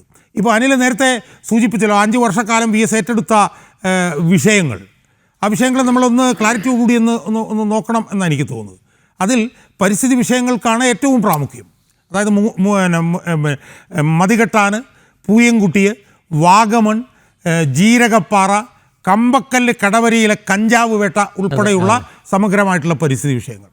രണ്ടാമത്തെ വി എസിൻ്റെ വളരെ സമഗ്രമായിട്ടുള്ള ഇടപെടലായിരുന്നു സ്ത്രീ വിഷയങ്ങൾ. സ്ത്രീകളുടെ ആത്മാഭിമാനം സംരക്ഷിക്കുന്ന, സ്ത്രീ പീഡനത്തിനെതിരായി വി എസ് നടത്തിയിട്ടുള്ള അചഞ്ചലമായിട്ടുള്ള പോരാട്ടം. ഐസ്ക്രീം പാർലർ കേസിലും, Kiliroor case, Kaviyoor case, Kottiyam case മുതലായിട്ടുള്ള സ്ത്രീ വിഷയങ്ങൾ. മൂന്നാമത്തെ ഏറ്റവും പ്രധാനപ്പെട്ട വിഷയമാണ് മനുഷ്യാവകാശ വിഷയവും പ്രധാനപ്പെട്ട വിഷയവുമായിട്ടുള്ള ഓൺലൈൻ ലോട്ടറി തട്ടിപ്പ്. അത് യഥാർത്ഥത്തിൽ ഉമ്മൻചാണ്ടി മുഖ്യമന്ത്രിയായിരുന്ന സമയത്ത് വി എസ് സുപ്രീം കോടതിയിൽ നടത്തിയ പോരാട്ടത്തെ തുടർന്നിട്ടാണ് ഓൺലൈൻ ലോട്ടറി അന്ന് നിരോധിക്കപ്പെട്ടത്. അതുപോലെ തന്നെ വി എസ് ഏറ്റെടുത്ത് നടത്തിയിട്ടുള്ള ഏറ്റവും ഉദാത്തമായിട്ടുള്ള, ഏറ്റവും ഉജ്ജ്വലമായിട്ടുള്ള ഒരു പോരാട്ടമാണ് എൻഡോസൾഫാൻ പീഡിതർക്ക് വേണ്ടി വി എസ് അച്യുതാനന്ദൻ നടത്തിയിട്ടുള്ള പോരാട്ടങ്ങൾ. അതുപോലെ തന്നെ മുത്തങ്ങ വിഷയവുമായി ബന്ധപ്പെട്ടിട്ടുള്ള പോരാട്ടങ്ങൾ, അങ്ങനെ ഒരുപാട് വിഷയങ്ങൾ. അപ്പോൾ ഈ വിഷയങ്ങളിലൊക്കെ സമഗ്രമായി കൊക്കക്കോള എന്ന് പറഞ്ഞിട്ടുള്ള വലിയ ബഹിരാഷ്ട്രത്തിനെതിരായിട്ടുള്ള പോരാട്ടം, അനധികൃത എന്താണ് ചന്ദന ഫാക്ടറികളുമായി ബന്ധപ്പെട്ട് നടത്തിയിട്ടുള്ള പോരാട്ടം, അപ്പോൾ ഇത്തരത്തിൽ സമഗ്രമായിട്ടുള്ള വിഷയങ്ങളിൽ VS ഇറങ്ങി നിന്ന് ഇരകൾക്ക് വേണ്ടി നടത്തിയിട്ടുള്ള ഉജ്ജ്വലമായിട്ടുള്ള പോരാട്ടങ്ങൾ. ആ പോരാട്ടങ്ങളിലൂടെയാണ് ഒരു കടുംപിടുത്തക്കാരൻ, ഒരു ഫാസിസ്റ്റ്, ഒരു വെട്ടിനിരത്തലുകാരൻ, സ്റ്റാലിനിസ്റ്റ് എന്നൊക്കെ പറയുന്ന നിലയിലുള്ള ആ VSൻ്റെ പ്രതിച്ഛായയിൽ നിന്ന് VS നമുക്കൊന്നും വിശ്വസിക്കാൻ കഴിയാത്ത നിലയിൽ അഭൂതപൂർവമായിട്ടുള്ള ഒരു ക്യാരക്ടർ ട്രാൻസ്ഫോർമേഷൻ VSലുണ്ടായിട്ടുള്ളത്. അത് നമ്മൾ മനസ്സിലാക്കേണ്ടതെന്നറിയോ അനിലേ, നമ്മളത് പരിശോധിക്കുമ്പോൾ ഇന്ത്യയിൽ നിന്നല്ല ലോകത്തിൽ പോലും ഇതുപോലൊരു ഇമേജ് ട്രാൻസ്ഫോർമേഷൻ ഒരു മനുഷ്യനുണ്ടായിട്ടുണ്ടോ എന്ന് എനിക്ക് സംശയമാണ്. കാരണം എന്താ, VSനെ സംബന്ധിച്ചിടത്തോളം VS 8ാം ക്ലാസ് മാത്രം പാസ്സായ ഒരു മനുഷ്യനാണ്. ആലോചിച്ച് നോക്കണം, 8ാം ക്ലാസ് പാസ്സായ ഒരു മനുഷ്യൻ. ആ മനുഷ്യൻ പ്രതിപക്ഷ നേതാവാകുന്നത് 79 വയസ്സിലാണ്. നമ്മളത് മനസ്സിലാക്കേണ്ടതെന്ന് പറഞ്ഞാൽ 58 വയസ്സിൽ പ്രതിപക്ഷ നേതാവായി 62 വയസ്സായ ഒരു LLB-കാരൻ പ്രതിപക്ഷ നേതാവ് വെറും ഡാംപ് സ്ക്വിബ് എന്ന് പറഞ്ഞാൽ നനഞ്ഞ പടക്കം അല്ലെങ്കിൽ കീറക്കടലാസായി ഇവിടെ പ്രവർത്തിക്കുമ്പോഴാണ് VS അച്യുതാനന്ദൻ എന്ന് പറഞ്ഞാൽ 8ാം ക്ലാസ് പാസ്സായ ആ മനുഷ്യൻ വന്നിട്ടുള്ള മാറ്റം. അത് ഞാൻ പറഞ്ഞില്ലേ, അത് ലോകത്ത് പോലും ഇതുപോലെ. ഇപ്പം ഞാൻ ചോദിക്കട്ടെ, ഇപ്പം മോദി പ്രധാനമന്ത്രിയായി, അല്ലെങ്കിൽ മമതാ ബാനർജി മുഖ്യമന്ത്രിയായി, അല്ലെങ്കിൽ സ്റ്റാലിൻ മുഖ്യമന്ത്രിയായി, അവരുടെയൊക്കെ പുറകിൽ പ്രവർത്തിച്ചിട്ടുള്ള പ്രശാന്ത് കിഷോർ എന്ന് പറഞ്ഞിട്ടുള്ള അയാളെക്കുറിച്ചിട്ട് നമ്മൾ കേട്ടിട്ടുണ്ട്. പക്ഷേ ഈ പ്രശാന്ത് കിഷോർ പ്രവർത്തിച്ചത് ഒന്ന് മോഡിയിലാണ്, അല്ലെങ്കിൽ ഒന്ന് മമതാ ബാനർജിയിലാണ്, അല്ലെങ്കിൽ ഒന്ന് സ്റ്റാലിനിലാണ്. എന്നാൽ ഞങ്ങൾ പ്രവർത്തിച്ചത് 8ാം ക്ലാസ് മാത്രം പാസ്സായ വളരെ റോ ആയിട്ടുള്ളൊരു മനുഷ്യനിലാണ്. വെറും ഒരു പാറക്കല്ലായിരുന്നു VS ഞങ്ങൾ പ്രവർത്തിക്കാൻ തുടങ്ങുന്നതിൽ. അപ്പോൾ ആ VS എന്ന് പറഞ്ഞിട്ടുള്ള ആ മനുഷ്യനെ ഓരോ ദിവസത്തെ പ്രവർത്തനങ്ങളും ബ്രിക്ക് ബൈ ബ്രിക്ക് പ്രവർത്തനമായിരുന്നു. അപ്പോൾ ഞാനിപ്പോൾ തിരിച്ച് ആലോചിക്കുമ്പോഴത്തേക്ക് ഓർക്കുകയാണ്, ഏതാണ്ട് 1200ഓളം പത്രപ്രസ്താവനകൾ. നമ്മൾ മനസ്സിലാക്കേണ്ടത് അന്ന് ഫേസ്ബുക്കും യൂട്യൂബും ഇൻസ്റ്റാഗ്രാമും ഒന്നുമില്ല, മൊബൈൽ ഫോൺ തന്നെ വന്ന് തുടങ്ങുന്ന കാലഘട്ടം. എനിക്കറിയാം, വീട്ടിൽ എനിക്കൊരു ലാൻഡ് ഫോൺ ഉണ്ടായിരുന്നു. ഞാനിങ്ങനെ ചെരിഞ്ഞിരുന്ന് വിളിച്ചെൻ്റെ പെടലിയൊക്കെ ഇടറുമായിരുന്നു മിക്കവാറും. 1200 പത്രസമ്മേളനങ്ങൾ, ഏതാണ്ട് 1200 പത്രക്കുറിപ്പുകൾ, ഏതാണ്ട് 300ഓളം പത്രസമ്മേളനങ്ങൾ. ആ പത്രസമ്മേളനങ്ങൾക്കൊക്കെ രേഖകൾ കണ്ടുപിടിക്കാൻ വലിയ ബുദ്ധിമുട്ടായിരുന്നു. വിവരാവകാശം പോലും 2005 വരുന്നത്, മനസ്സിലായി. അതുപോലെ തന്നെ ദേശാഭിമാനിയിൽ VS എഴുതിയ കോളം, വീക്ക്ലി കോളം, അതിൻ്റെ പേര് നേരിനൊപ്പം എന്നാണ്. ആ പേര് നിർദ്ദേശിച്ചത് തന്നെ G ശക്തിധരനാണ്, മനസ്സിലായി. അതുപോലെ തന്നെ VS നടത്തിയിട്ടുള്ള മുഴുവൻ നിയമസഭാ പ്രസംഗങ്ങൾ, VS നടത്തിയിട്ടുള്ള മറ്റ് പ്രസംഗങ്ങൾ. ഉദാഹരണത്തിന് ഇപ്പോൾ ഒരു ഞായറാഴ്ച ഞാൻ ഓഫീസിൽ വന്നിരിക്കും, VSനെ കാണുമ്പോൾ ചോദിക്കും, VS നാളെ എന്താ പരിപാടി? നാളെ ബാങ്ക് ദേശസാൽക്കരണവുമായി ബന്ധപ്പെട്ട് ഒരു സെമിനാർ ഉണ്ടെന്ന് പറയും. ഉടനെ ഞാൻ താഴെ വന്ന് ബാങ്ക് നാഷണലൈസേഷനെ കുറിച്ചിട്ട് കുറിപ്പെഴുതി കൊണ്ടുവന്ന് കൊടുക്കും, മനസ്സിലായി. അതോടൊപ്പം തന്നെ പുറത്ത് പറയാത്തതും ഇനി എനിക്കെന്തെങ്കിലും ഒരു അവസരത്തിൽ പറയേണ്ടതുമായിട്ടൊരു പ്രധാനപ്പെട്ട വിഷയം എന്താണെന്നറിയാമോ? പാർട്ടിയുമായി VS നടത്തിയ പോരടിച്ചിലിൻ്റെ ഭാഗമായി VS കേന്ദ്ര നേതൃത്വത്തിന് എഴുതിയ കത്തുകൾ, എനിക്കൊന്നൊരു 100ഓളം കത്തെങ്കിലും VS പോളിറ്റ് ബ്യൂറോയ്ക്ക് എഴുതിയിട്ടുണ്ടെന്ന് എനിക്ക് തോന്നുന്നു. ആ കത്തൊക്കെ എഴുതുന്നതിന് പ്രത്യേകത എന്താണെന്നറിയോ അനിലിന്? ആ കത്തെല്ലാം ഇംഗ്ലീഷിൽ എഴുതിയിട്ട് മലയാളത്തിൽ തർജ്ജമ ചെയ്തിട്ടാണ് VSനെ VSനെ കൊണ്ടുവന്ന് കാണിക്കുന്നതും VS കറക്റ്റ് ചെയ്യുന്നത്. അപ്പോൾ അത്തരത്തിലുള്ള വലിയൊരു ഇമേജ് ട്രാൻസ്ഫോർമേഷൻ VSൽ ഉണ്ടായതാണ് 2006 VSനെ ഈ നിലയിലേക്ക് കൊണ്ടുവന്നത്. ഇനി അവസാനമായി അനിൽ ചോദിച്ച അവസാനമായിട്ടുള്ള ചോദ്യം, എനിക്കെതിരായിട്ടുള്ള അതിശക്തമായിട്ടുള്ള നടപടി ഉണ്ടാവുന്നതിനുള്ള ഒരേ ഒരു കാരണം, ഏക കാരണം എന്ന് പറയുന്നത് VSനെ ഞാൻ ജനകീയനാക്കി എന്നുള്ളതാണ്. കാരണം എന്താണ്? CPMനകത്തുള്ള ഏറ്റവും പ്രധാനപ്പെട്ട ഒരു കീഴ്വഴക്കം എന്ന് പറഞ്ഞാൽ എന്താ? പാർട്ടി സെക്രട്ടറിയാണ് മുഖ്യമന്ത്രിയാവുക. അത് 1964 ശേഷം അങ്ങനെ അല്ലാതെ സംഭവിച്ചിട്ടില്ല. എനിക്ക് ഓർമ്മയുണ്ട്, ഞാനന്ന് VSന് വേണ്ടി പ്രവർത്തിക്കുമ്പോൾ എൻ്റെ സുഹൃത്തുക്കളൊക്കെ എന്നോട് ചോദിക്കണം, നീ എത്ര പ്രവർത്തിച്ചിട്ട് എന്ത് കാര്യം? കാരണം CPMനകത്ത് പാർട്ടി സെക്രട്ടറിയെ മുഖ്യമന്ത്രിയാവുകയുള്ളൂ. 2005 മലപ്പുറം സമ്മേളനത്തിന് ശേഷം പാർട്ടി പിണറായി വിജയൻ പിടിച്ചെടുക്കുകയും ചെയ്തു. അപ്പോൾ പിന്നെ പിണറായി വിജയൻ അല്ലാതെ എങ്ങനെ മുഖ്യമന്ത്രിയാവും VS എന്ന് ചോദിച്ചവരോട് ജനങ്ങളുണ്ടാവും എന്ന് ഞാൻ പറഞ്ഞപ്പോൾ അവരെന്നെ ചുമ്മാ ഇത് സുരേഷ് ഗോപിയുടെ സിനിമയിലെ ഡയലോഗല്ലെന്ന് ചോദിച്ച് കളിയാക്കിയവരുണ്ട്, മനസ്സിലായി. അപ്പം അത് മറികടന്നുകൊണ്ട് VSനെ വൻ ഭൂരിപക്ഷത്തിൽ അധികാരത്തിൽ എത്തിച്ച ആ നിമിഷം മുതൽ തന്നെ പിണറായി വിജയൻ എന്നെ നീക്കണം എന്ന് ശപഥം ചെയ്തിരുന്നു. ആ ശപഥം നടപ്പിലാക്കിയതിൻ്റെ ഭാഗമായിട്ടാണ് പിണറായി വിജയൻ എന്നെ പാർട്ടിയിൽ നിന്ന് പുറത്താക്കിയത്. പക്ഷേ എന്നെ 2006 ഒറ്റ സെൻറ്റൻസ് കൂടെ പറഞ്ഞ് ഞാൻ അവസാനിപ്പിച്ചു. എന്നെ 2006 പാർട്ടിയിൽ നിന്ന് പുറത്താക്കിയിട്ടുള്ള ആ പിണറായി വിജയന് മുന്നിൽ 2025 നെഞ്ചു വിരിച്ച് തല ഉയർത്തി ഒരു പൊതുപ്രവർത്തകൻ എന്നുള്ള നിലയിൽ എനിക്ക് നിൽക്കാൻ കഴിയുന്നുണ്ട് എന്ന് മാത്രമല്ല, ഇന്ന് നമ്മെ ഭൗതികമായി വിട്ടുപിരിഞ്ഞിരിക്കുന്ന VS അച്യുതാനന്ദൻ മുന്നോട്ട് വച്ചിട്ടുള്ള രാഷ്ട്രീയവും പ്രത്യയശാസ്ത്രവും സമരങ്ങളും മുന്നോട്ട് കൊണ്ടുപോകുന്ന ഒരു പൊതുപ്രവർത്തകനായി പിണറായി വിജയൻ്റെ മുന്നിൽ ഞാൻ നെഞ്ചു വിരിച്ച് തലയുയർത്തി നിൽക്കുന്നുണ്ടെങ്കിൽ പിണറായി വിജയൻ എന്ന് പറഞ്ഞ രാഷ്ട്രീയ നേതാവിന് ഒരുപക്ഷെ എന്നെ പാർട്ടിയിൽ നിന്ന് പുറത്താക്കാൻ കഴിയുമെങ്കിലും പിണറായി വിജയനെ യഥാർത്ഥത്തിൽ പിണറായി വിജയൻ എന്നെയല്ല തോൽപ്പിച്ചത്, ഞാനാണ് പിണറായി വിജയനെ തോൽപ്പിച്ചത് എന്നാണ് എനിക്ക് ഈ അവസരത്തിൽ പറഞ്ഞു വെക്കാൻ. ഷാജ, ഒറ്റ കാര്യം കൂടി ചോദിച്ചോട്ടെ. ഈ പാർട്ടിയിൽ നിന്ന് പുറത്താക്കപ്പെട്ടതിന് ശേഷം VS അച്യുതാനന്ദനുമായിട്ടുള്ള ആശയവിനിമയം എങ്ങനെയായിരുന്നു? ഞാൻ മനസ്സിലാക്കിയത് അദ്ദേഹത്തിൻ്റെ ഒപ്പമുണ്ടായിരുന്ന നിങ്ങളെപ്പോലുള്ളവർ അവർക്കെതിരെ പാർട്ടി നടപടിയെടുക്കുന്നു. അതിനുശേഷം VS തിരിഞ്ഞു നോക്കിയില്ല എന്നുള്ളൊരു ആക്ഷേപം ഉയർന്നിരുന്നു. എനിക്കറിയില്ല അതിൻ്റെ സത്യാവസ്ഥ എന്താണ് എന്ന്. അല്ല, അത് അതിൽ VS തിരിഞ്ഞു നോക്കിയില്ല എന്നുള്ള ആ വാക്ക് ഒന്ന് ഉപയോഗിക്കുന്നത് ശരിയാണ് എന്ന് എനിക്ക് തോന്നുന്നില്ല. ഓക്കെ. പക്ഷേ VSന് വേണ്ടി അത്രയും പ്രവർത്തിച്ച എനിക്ക് എന്നോട് VS പ്രതികരിക്കേണ്ട രീതിയിൽ പ്രതികരിച്ചോ എന്ന് ചോദിച്ചാൽ പൂർണ്ണമായും അങ്ങനെ VS പ്രതികരിച്ചില്ല എന്ന് ഉള്ള ചെറിയൊരു പരാതി, വിമർശനമല്ലൊരു പരാതി എനിക്കുണ്ട്. പക്ഷേ ആ പരാതി എനിക്കുണ്ട് എന്ന് പറയുമ്പോഴും VSന് അങ്ങനെ സ്വതന്ത്രമായി എന്നോട് ഇടപെടാൻ കഴിയില്ലായിരുന്നു. കാരണം VSൻ്റെ കുടുംബത്തിന് എന്നോട് വലിയ താല്പര്യം ഉണ്ടായിരുന്നില്ല. ഞാനെൻ്റെ വിശദാംശങ്ങളിലേക്ക് പോകുന്നില്ല. പക്ഷേ VSൻ്റെ പേഴ്സണൽ സ്റ്റാഫ് എന്ന് പറയുന്നത് മുഴുവൻ പാർട്ടി തീരുമാനിച്ച പേഴ്സണൽ സ്റ്റാഫായിരുന്നു. VS യഥാർത്ഥത്തിൽ മുഖ്യമന്ത്രിയായിരുന്ന 5 വർഷക്കാലം VS ഒരു തടവുകാരനായിരുന്നു. VS ഒപ്പിടേണ്ട ഫയലുകളിൽ ഒരു ഇൻഡു മാർക്ക് ഇട്ടിട്ട് പിണറായി വിജയൻ AKG സെൻറ്ററിൽ നിന്ന് കൊടുത്തു വിടുമായിരുന്നു. അത് ഒപ്പിടുക എന്നുള്ളതായിരുന്നു VSൻ്റെ ജോലി. VSൻ്റെ കൂടെ ദീർഘകാലം നിന്നിരുന്ന S രാജേന്ദ്രൻ പിന്നീട് പാർട്ടി ഔദ്യോഗിക നേതൃത്വത്തിനൊപ്പമായി. അദ്ദേഹമായിരുന്നു പൊളിറ്റിക്കൽ സെക്രട്ടറി. അതിനുശേഷം പ്രധാനമായി എനിക്കൊരു കാര്യം പറയാനുണ്ട്. അതിനുശേഷം ഒരു പൊളിറ്റിക്കൽ സെക്രട്ടറി വന്നു.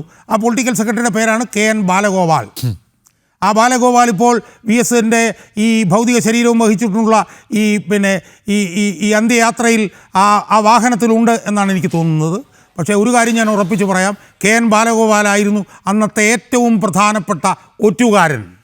അതായത് നിർണായകമായിട്ടുള്ള ഫയലുകൾ മുഴുവൻ പാർട്ടിയുടെ പൊളിറ്റിക്കൽ സെക്രട്ടറി എന്നുള്ള നിലയിൽ നിർണായകമായിട്ടുള്ള ഫയലുകൾ VSൻ്റെ ഓഫീസിൽ വരുമ്പോൾ ആ ഫയലുകൾ എടുത്ത് അത് ഫോട്ടോ കോപ്പി എടുത്ത് AKG സെൻറ്ററിൽ കൊണ്ടുപോയി പിണറായി വിജയനെ കാണിച്ച് അതിലെന്ത് തീരുമാനം എടുക്കണം എന്ന് പറഞ്ഞുകൊണ്ട് തിരിച്ച് പാർട്ടി ഓഫീസിലേക്ക് കൊണ്ടുവരുന്ന ആ VSനെ ഒറ്റുന്ന ആ പ്രവർത്തനത്തിന് നേതൃത്വം കൊടുത്ത ആളാണ് KN ബാലഗോപാൽ. KN ബാലഗോപാലിന് വേണമെങ്കിൽ പറയാം, ഞാൻ പാർട്ടിയാണ് എനിക്ക് വലുത്, പാർട്ടി നേതൃത്വത്തിനൊപ്പം നിന്നുവെന്ന്. പക്ഷേ നിർണായകമായിട്ടുള്ള ഒരു കാലഘട്ടത്തിൽ പാർട്ടി നേതൃത്വത്തിനെതിരെ VSനൊപ്പം നിന്ന ആളാണ് ബാലഗോപാൽ.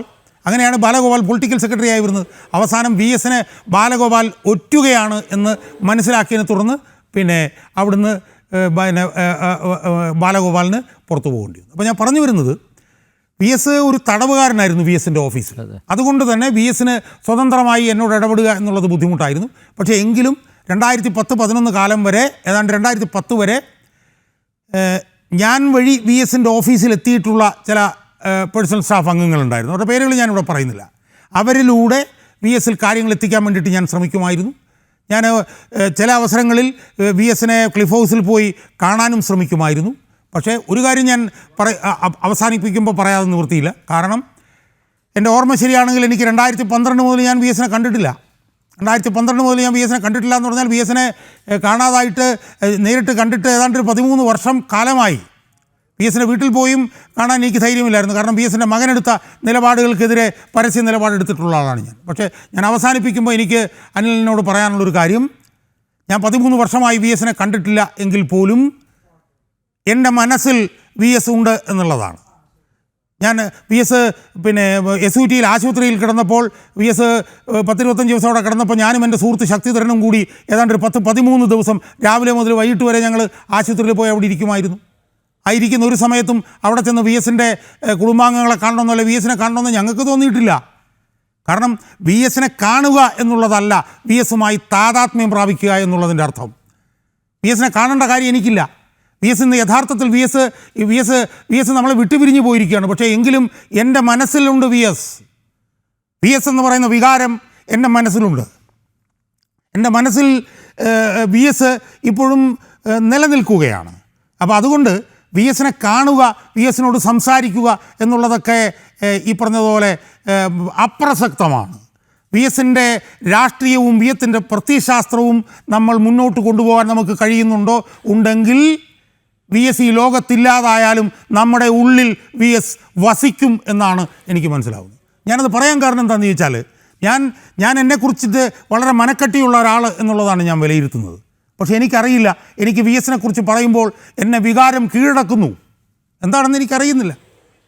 എൻ്റെ വീട്ടിൽ എൻ്റെ കുടുംബാംഗങ്ങളൊക്കെ എന്നോട് ചോദിക്കുന്നു, എന്താണ് നിങ്ങൾക്ക് സംഭവിച്ചത്? 102 വയസ്സായില്ലേ, വി എസ് മരിക്കുന്നതിൽ എന്താണ് കുഴപ്പം? 102 വയസ്സിനപ്പുറത്ത് ആരാണ് ജീവിക്കുന്നത് എന്ന് എൻ്റെ കുടുംബത്തിലുള്ളവരും എൻ്റെ ഭാര്യയും മക്കളുമൊക്കെ എന്നോട് ചോദിക്കുന്നു.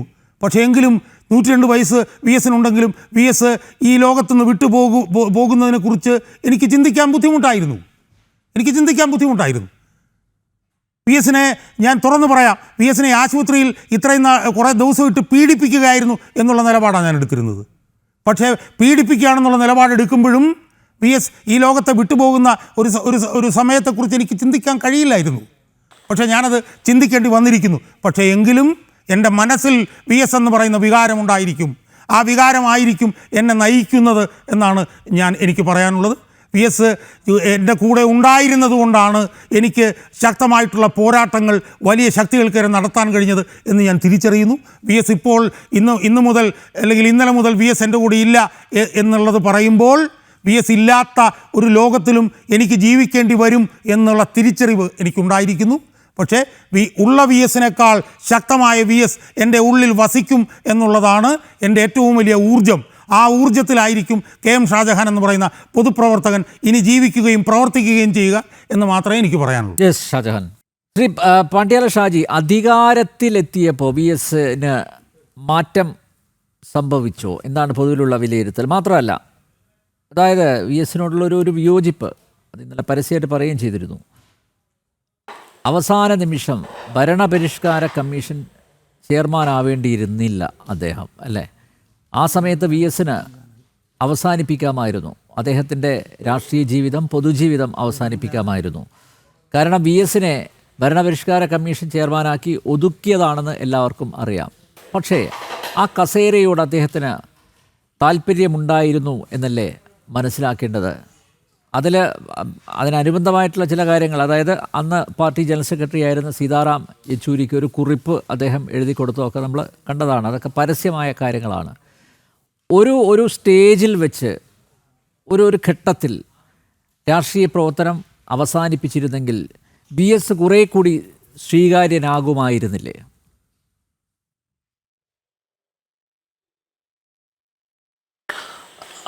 ഇതിനകത്ത് ഒരു വിഷയം, അധികാരം എന്നൊരു സംഭവത്തെ സമ്പൂർണ്ണമായി കൈയൊഴിഞ്ഞ ഒരു കമ്മ്യൂണിസ്റ്റും ലോകത്തിലില്ല, ഉണ്ടാവുകയുമില്ല. തനിക്ക് ലഭിച്ചിരിക്കുന്ന അധികാരം തനത്ര സമർത്ഥമായി ജനങ്ങളുടെ പക്ഷം നിന്ന് പ്രയോഗിക്കുകയും ഉപയോഗിക്കുകയും ചെയ്യുന്നതിനടുത്താണ് ഒരു കമ്മ്യൂണിസ്റ്റ് പാർട്ടിയുടെ നേതാവ് അധികാരത്തെ കാണുന്നതും വിലയിരുത്തുന്നതും അങ്ങനെയാണ്. ആ അർത്ഥത്തിൽ തീർച്ചയായും വി എസിന് എതിരെ ഇത്തരം എന്താ പറയുക ഒരു വിമർശം ഉന്നയിക്കാവുന്നതാണ്.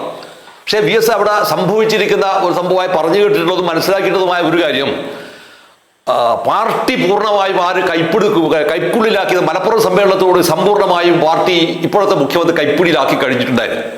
അത് കൈപ്പിടിയിലാക്കിയപ്പോൾ, അതാണ് ഞാൻ നേരത്തെ പറയുമ്പോൾ ഞാൻ പറഞ്ഞത്, ഈ വി എസിന്റെ അന്ത്യയാത്രയിൽ അനുഗമിക്കുന്നവർ മുഴുവൻ അത് വാസ്തവത്തിൽ അങ്ങേയറ്റം അശ്ലീലമാണ്. കേരളം ഇദംബരി എന്ന് കണ്ടിരിക്കുന്ന ഏറ്റവും തീഷ്ണമായ അശ്ലീലമാണെന്ന് ഞാൻ പറയുന്നതിന്റെ ഒരു ഉദാഹരണമാണ് ഷാജഹാൻ സഖാവ് വളരെ കൃത്യമായതിൽ ഒരാളെ പേര് പറഞ്ഞു. ഞാൻ ബാക്കിയുള്ള പേര് ഞാൻ പറയുന്നില്ല.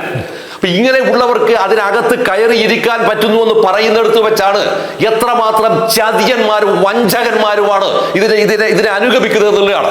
സത്യത്തിൽ മരിച്ച വി എസ് ആയതുകൊണ്ട് മാത്രമാണ് ഇവർക്ക് അവിടെ ഇരിക്കാൻ കഴിയുന്നത്. മരിച്ച വി എസിന് തിരിച്ചു വരില്ലല്ലോ. മരിച്ച വി എസ് തിരിച്ചു വരില്ലാത്തതുകൊണ്ട് മാത്രമാണ്. അല്ലെങ്കിൽ വി എസിന്റെ മുമ്പിൽ പോയി നിൽക്കാനുള്ള ആത്മധൈര്യം ഇവർക്ക് ആർക്കും ഉണ്ടാകുമായിരുന്നില്ല. ഭരണപരിഷ്കാര കമ്മീഷന്റെ വിഷയത്തിന് അപ്പോൾ എന്താണെന്ന് പറഞ്ഞാൽ അത് മറ്റെന്തെങ്കിലും തരത്തിൽ ഉപയോഗിക്കാൻ കഴിയുമായിരുന്നു എന്നുള്ള പരീക്ഷണമായിരുന്നു. ആ പരീക്ഷണത്തിൽ കേരളത്തിനകത്ത് പോലും വി എസ് നിസ്സഹായനാവുകയാണ് ചെയ്തത്. ഇവിടെ നമ്മൾ കാണേണ്ടത് വളരെ പ്രധാനപ്പെട്ടിരിക്കുന്ന വിഷയം, താൻ എന്തിനു വേണ്ടിയാണോ കമ്മ്യൂണിസ്റ്റ് പാർട്ടി ഓഫ് ഇന്ത്യ മാർക്സിസ്റ്റിന്റെ രൂപീകരണ ഘട്ടത്തിനകത്തെ പ്രധാനപ്പെട്ട ഒരു പങ്കാളിയായത്, ആ പങ്കാളിയുടെ സംഘടന എന്താണ് എന്ന് പാർട്ടി സഖാക്കളെയും പ്രവർത്തകരെയും ബന്ധുക്കളെയും അനുഭാവികളെയും പഠിപ്പിക്കുമ്പോൾ പാർട്ടി ഇതായിരിക്കണമെന്ന് പറയുന്ന ഒരു വലിയ ബോധത്തിന്റെ മുകളിലാണ് വരുന്നത്. ആ ബോധം ഉണ്ടാവുന്നതിനകത്ത് ഏറ്റവും പ്രത്യക്ഷമായിരിക്കുന്ന ഒരു ഉദാഹരണം വി എസ് ആരിൽ നിന്നും എന്തും പഠിക്കുന്ന ഒരു സഖാവാണെന്നുള്ളതാണ്. ആരിൽ നിന്നും എന്തും പഠിക്കും. ആ പഠനത്തിന്റെ ഒരു ഗുണമാണ് ഒരുപക്ഷെ എന്താ പറയാ നമ്മുടെ വെനീസ്വലയിലെ ഹ്യൂഗോ ഷാവേസ് എടുത്തിട്ടുള്ള പാരിസ്ഥിതിക നിലപാടുകളുണ്ട്. ആ നിലപാടിനെ പോലെ അത്ഭുതപ്പെടുത്തുമാറാണ് വി എസ് കേരളത്തിനകത്ത് ഈ പാരിസ്ഥിതിക വിഷയങ്ങൾ കൈകാര്യം ചെയ്തത്. ഓരോരോ വിഷയം നിങ്ങൾ എടുത്തു നോക്കിയോ, അങ്ങനെ എടുത്തു നോക്കാവുന്ന ലോകത്തിലുണ്ടായിരിക്കുന്ന അതുകൊണ്ടാണ് മാർക്സിസത്തിന്റെ പുതിയ മാനങ്ങളെ അന്വേഷിക്കുന്ന സമയത്ത് നമ്മൾ പലപ്പോഴും എന്താണ് കേവലമായ ഒരു വർഗസമരത്തിന്റെ പരിധിയെ അതിലംഘിച്ചുകൊണ്ട് പ്രകൃതി എന്ന് പറയുന്ന സംഭവത്തിന്റെ രാഷ്ട്രീയം എന്താണ് എന്ന് പൊതുജനങ്ങളെ ബോധ്യപ്പെടുത്തുക എന്ന് പറയുന്ന വളരെ ഉദാത്തമായ ഒരു തലത്തിലേക്ക് വി എസ് ഈ കേരളത്തിലെ പാർട്ടിയെ പുനഃസംഘാടനം ചെയ്തിട്ടുണ്ടായിരുന്നു. ഈ പുനഃസംഘാടനം ചെയ്തിരിക്കുന്നതിന്റെ റിഫ്ലക്ഷനാണ് ഈ പുതിയ തലമുറയിൽപ്പെട്ടിരിക്കുന്ന ചെറുപ്പക്കാരികളും വൃദ്ധന്മാരുമായിരിക്കുന്നവരും കുട്ടികളും ഉൾപ്പെടെ ഈ ഒരു വലിയ പൗരാവലി വി എസിനെ അന്ത്യയാത്രയിൽ അനുഗമിക്കുന്നത്. ഇത്തരം ഒരു അന്ത്യയാത്രയെ അഭിസംബോധന ചെയ്യാൻ വി എസ് ഇല്ല എങ്കിൽ പോലും വി എസ് ഉയർത്തിയിരിക്കുന്ന ആശയങ്ങളെ അത്ര തീഷ്ണതയോടെ അനുഭവിച്ചറിയാൻ പറ്റുന്ന ഒരു ജനസംഖ്യത്തെ വി എസ് വാർത്തെടുത്തു എന്നതാണ് വി എസ് മരിച്ചതിന് ശേഷവും വി എസ് അമരത്വം ആർജിച്ചിരിക്കുന്ന സഖാവാണ് എന്ന് ഞാൻ ആവർത്തിച്ച് പറയാനുണ്ടായിരിക്കുന്ന ഏറ്റവും പ്രധാനപ്പെട്ടിരിക്കുന്ന ഒരു കാരണം ഇത് തന്നെയാണ്. അതുകൊണ്ട് വി എസ് ആ അർത്ഥത്തിൽ വി എസ് കാലത്തെയും ചരിത്രത്തെയും വളരെ ഭംഗിയായി വി എസ് അതിജീവിക്കുക തന്നെയും. ഇങ്ങനെ അതിജീവിക്കുന്ന ഘട്ടത്തിലാണ് നമ്മൾ തിരിച്ചു ഒരു സാധനം കൂടി നമ്മൾ ഇതിനകത്ത് ഒരു കാര്യം, വി എസ് ദീർഘകാലം ഈ ദേശാഭിമാനി പത്രത്തിന്റെ പത്രാധിപരും കൂടിയായിരുന്നല്ലോ. വി എസിനെ കുറിച്ച് ഏറ്റവും ഗംഭീരമായി എഴുതിയ പത്രങ്ങൾ ആരാണെന്ന് ശരിക്ക് അത് മനോരമയാണ്, മാതൃഭൂമിയാണ്, മാധ്യമമാണ്. ഇന്നത്തെ ജന്മഭൂമി ഞാൻ കണ്ടിട്ടില്ല, അതുകൊണ്ട് എനിക്ക് അതിനെ കുറിച്ച് പറയാൻ അറിയില്ല. അതുപോലെ ഇന്ദ്രസ്പ്രസ് ആണ്. ഇതിനർത്ഥം എന്താണ്? ദേശാഭിമാനി വായിക്കണ്ട എന്നുള്ള ഒരു അർത്ഥവും കൂടി വി എസിന്റെ മരണം സ്ഥാപിച്ചെടുത്തു എന്നുള്ളതാണ്. ദേശാഭിമാനി വായിക്കാനും കൊള്ളാത്തൊരു പത്രമാണ് എന്ന് വളരെ കൃത്യമായി സ്ഥാപിച്ചെടുത്തു. കാരണം അതിനകത്ത് ഈ ചതിയന്മാരുടെയും ഒറ്റുകാരുടെയും വഞ്ചകന്മാരുടെയും എന്താ വാഴ്ത്തുപാട്ടുകളാണ് അതിനകത്തുള്ളത്. അതിലൊരൊറ്റ സ്ഥലത്ത് പോലും വി എസ് നടത്തിയിരിക്കുന്ന പോരാട്ടത്തിന്റെ തീഷ്ണത 964 പാർട്ടി ഉണ്ടാക്കി ആ വിഷയത്തിൽ കഴിഞ്ഞതിന് ശേഷം ഭരണത്തിൽ വി എസ് ഇടപെട്ടത് എങ്ങനെയായിരുന്നു എന്നതിനെ കുറിച്ച് ഒരു സാധനവും അതിനകത്ത് എഴുതിയിട്ടില്ല എന്നുള്ളതാണ്. ഞാൻ പലരുടെ സ്റ്റേറ്റ്മെന്റ് ഞാൻ വായിച്ചതാണ്. അതുകൊണ്ട് ഞാൻ പറഞ്ഞത് അവിടെ എല്ലാം വരുന്ന ചിത്രം എന്താണ്, എങ്ങനെ പൊതുജനത്തെ വീണ്ടും പാർട്ടിക്കാരെ വീണ്ടും കബളിപ്പിക്കാമെന്നതിന്റെ ചിത്രമായി ഈ ദേശാഭിമാനി പത്രം മാറുകയാണ് ഇത്. ഇവിടെയും വരുന്നൊരു ചിത്രം ഇത് മാത്രമാണ്.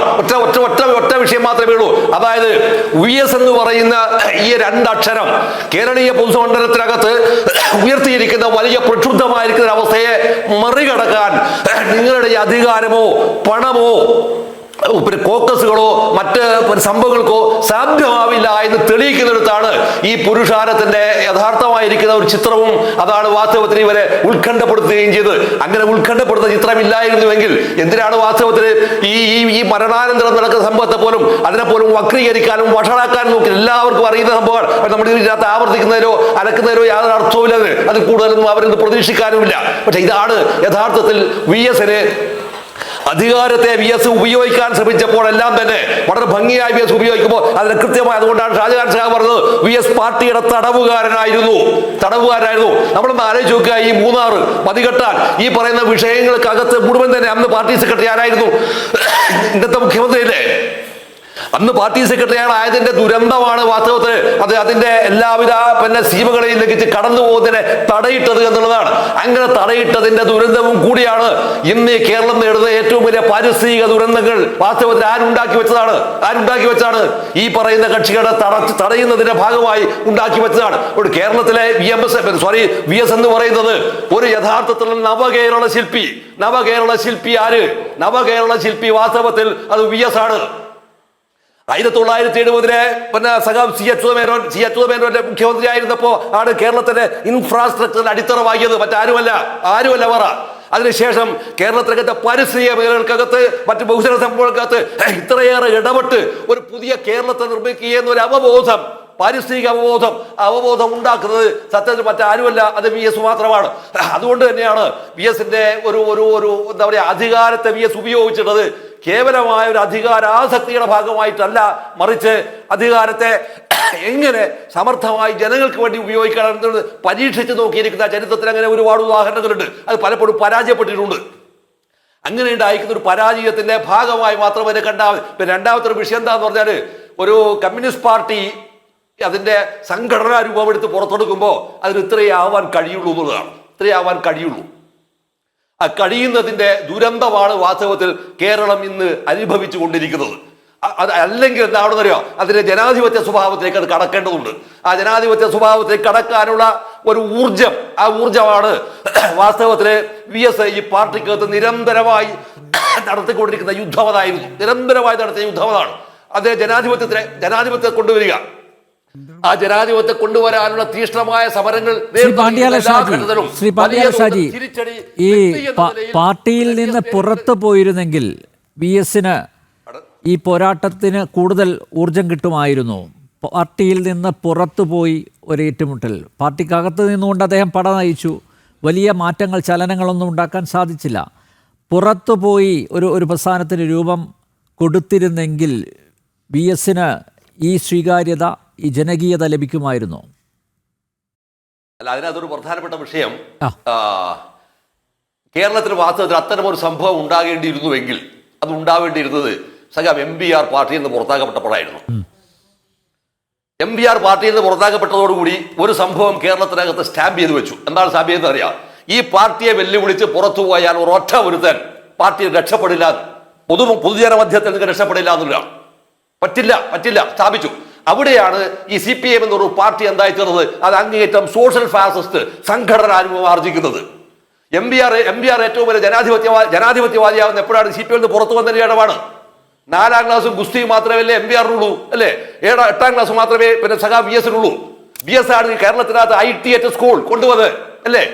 എന്നെക്കാൾ നന്നായിട്ട് ഷാജഹാൻ സാഹിബിന് അറിയാൻ പറയുമല്ലോ. അത് ITH സ്കൂൾ കൊണ്ടുവന്നത് VS ആണ്. MBR 4ാം ക്ലാസ്സും ഗുസ്തിയുമുള്ള MBR ആണ് പരിയാരം മെഡിക്കൽ കോളേജ് കൊണ്ടുവന്നത്. ആർക്കാണ് അറിഞ്ഞുകൂടാത്തത്? അതുപോലെ കടക്കൂട്ടത്തെ പിന്നെ ഇത് ടെക്നോ പാർക്ക്. ഇത് ഉണ്ടാവണമെങ്കിൽ എന്ത് വേണം? അത് ഉണ്ടാവണമെങ്കിൽ എന്ത് വേണം? ആരിൽ നിന്നും എന്തും പഠിക്കാൻ മാത്രം ഉണ്ടായിരിക്കുന്ന അവസ്ഥ ഉണ്ടാവണം.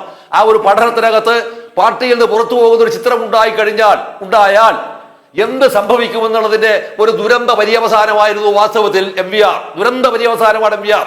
അവസാനം MBR ബോധമില്ലാത്ത ഒരു ഘട്ടത്തിൽ എന്ത് ചെയ്തു എന്ന് പറഞ്ഞാൽ അതിനൊരു ചുവപ്പ് കൊടിയെടുത്ത് ഇട്ടിട്ട് പിന്നെ ഇദ്ദേഹം MBR പാർട്ടിയിലേക്ക് തിരിച്ചു വന്നിരിക്കുന്നു എന്ന് പറയുന്ന വിരോധാഭാസം വരെ കണ്ടു. അവിടെ അത്രമേറെ അപമാനിക്കപ്പെടാതിരിക്കുന്ന ഒരു ചിത്രമെങ്കിലും വാസ്തവത്തിൽ VS ഇതിനകത്ത് എന്ന് പോരാടിയതിന്റെ ഭാഗമായി VSന് ആർജിച്ചിട്ടുണ്ട് എന്നാണ് എന്റെ വ്യക്തിപരമായിരിക്കുന്ന അഭിപ്രായം അതിനകത്ത്. അവിടെ VS ആ നിലപാടല്ലാതെ പറ്റില്ലായിരുന്നു എന്നുള്ളതാണ്. എല്ലാവരുടെയും എന്ത് വേണം? അതാണ് കേരളത്തിനകത്ത് ഇത്രയേറെ ലെഫ്റ്റ് സ്പ്രിന്റർ ഗ്രൂപ്പുകൾ വന്നു. ഇപ്പോൾ ആ സ്പ്രിന്റർ ഗ്രൂപ്പുകൾ മുഴുവൻ എന്താണ്?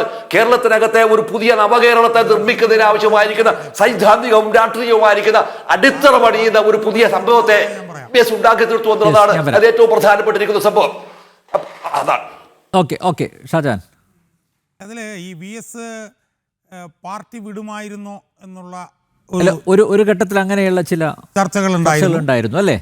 അപ്പോൾ അത് സംബന്ധിച്ച് ഞാൻ 1-2 കാര്യങ്ങൾ പറയണം എന്ന് ഞാൻ ആഗ്രഹിക്കുന്നു. കാരണം ഇപ്പോൾ കഴിഞ്ഞ ദിവസങ്ങളിലൊക്കെ, ഇപ്പോൾ ഇന്നൊക്കെ ആയിട്ട് ഈ ദൃശ്യമാധ്യമങ്ങളിൽ വലിയ സീനിയറായിട്ടുള്ള മാധ്യമ പ്രവർത്തകർ, പുരുഷന്മാർ, സ്ത്രീകളൊക്കെ വന്ന് പറയുന്നത് VS ഒരിക്കലും പാർട്ടി വിടുകയില്ലായിരുന്നു, പാർട്ടിക്കകത്ത് നിന്നുകൊണ്ടുള്ള സമരത്തിന് മാത്രമാണ് VS ശ്രദ്ധിച്ചിരുന്നത്. VSനെ പാർട്ടിയിൽ നിന്ന് പുറത്തേക്ക് കൊണ്ടുപോകാൻ പലരും ശ്രമിച്ചെങ്കിലും VS അതിന് തയ്യാറാവുകയില്ലായിരുന്നു.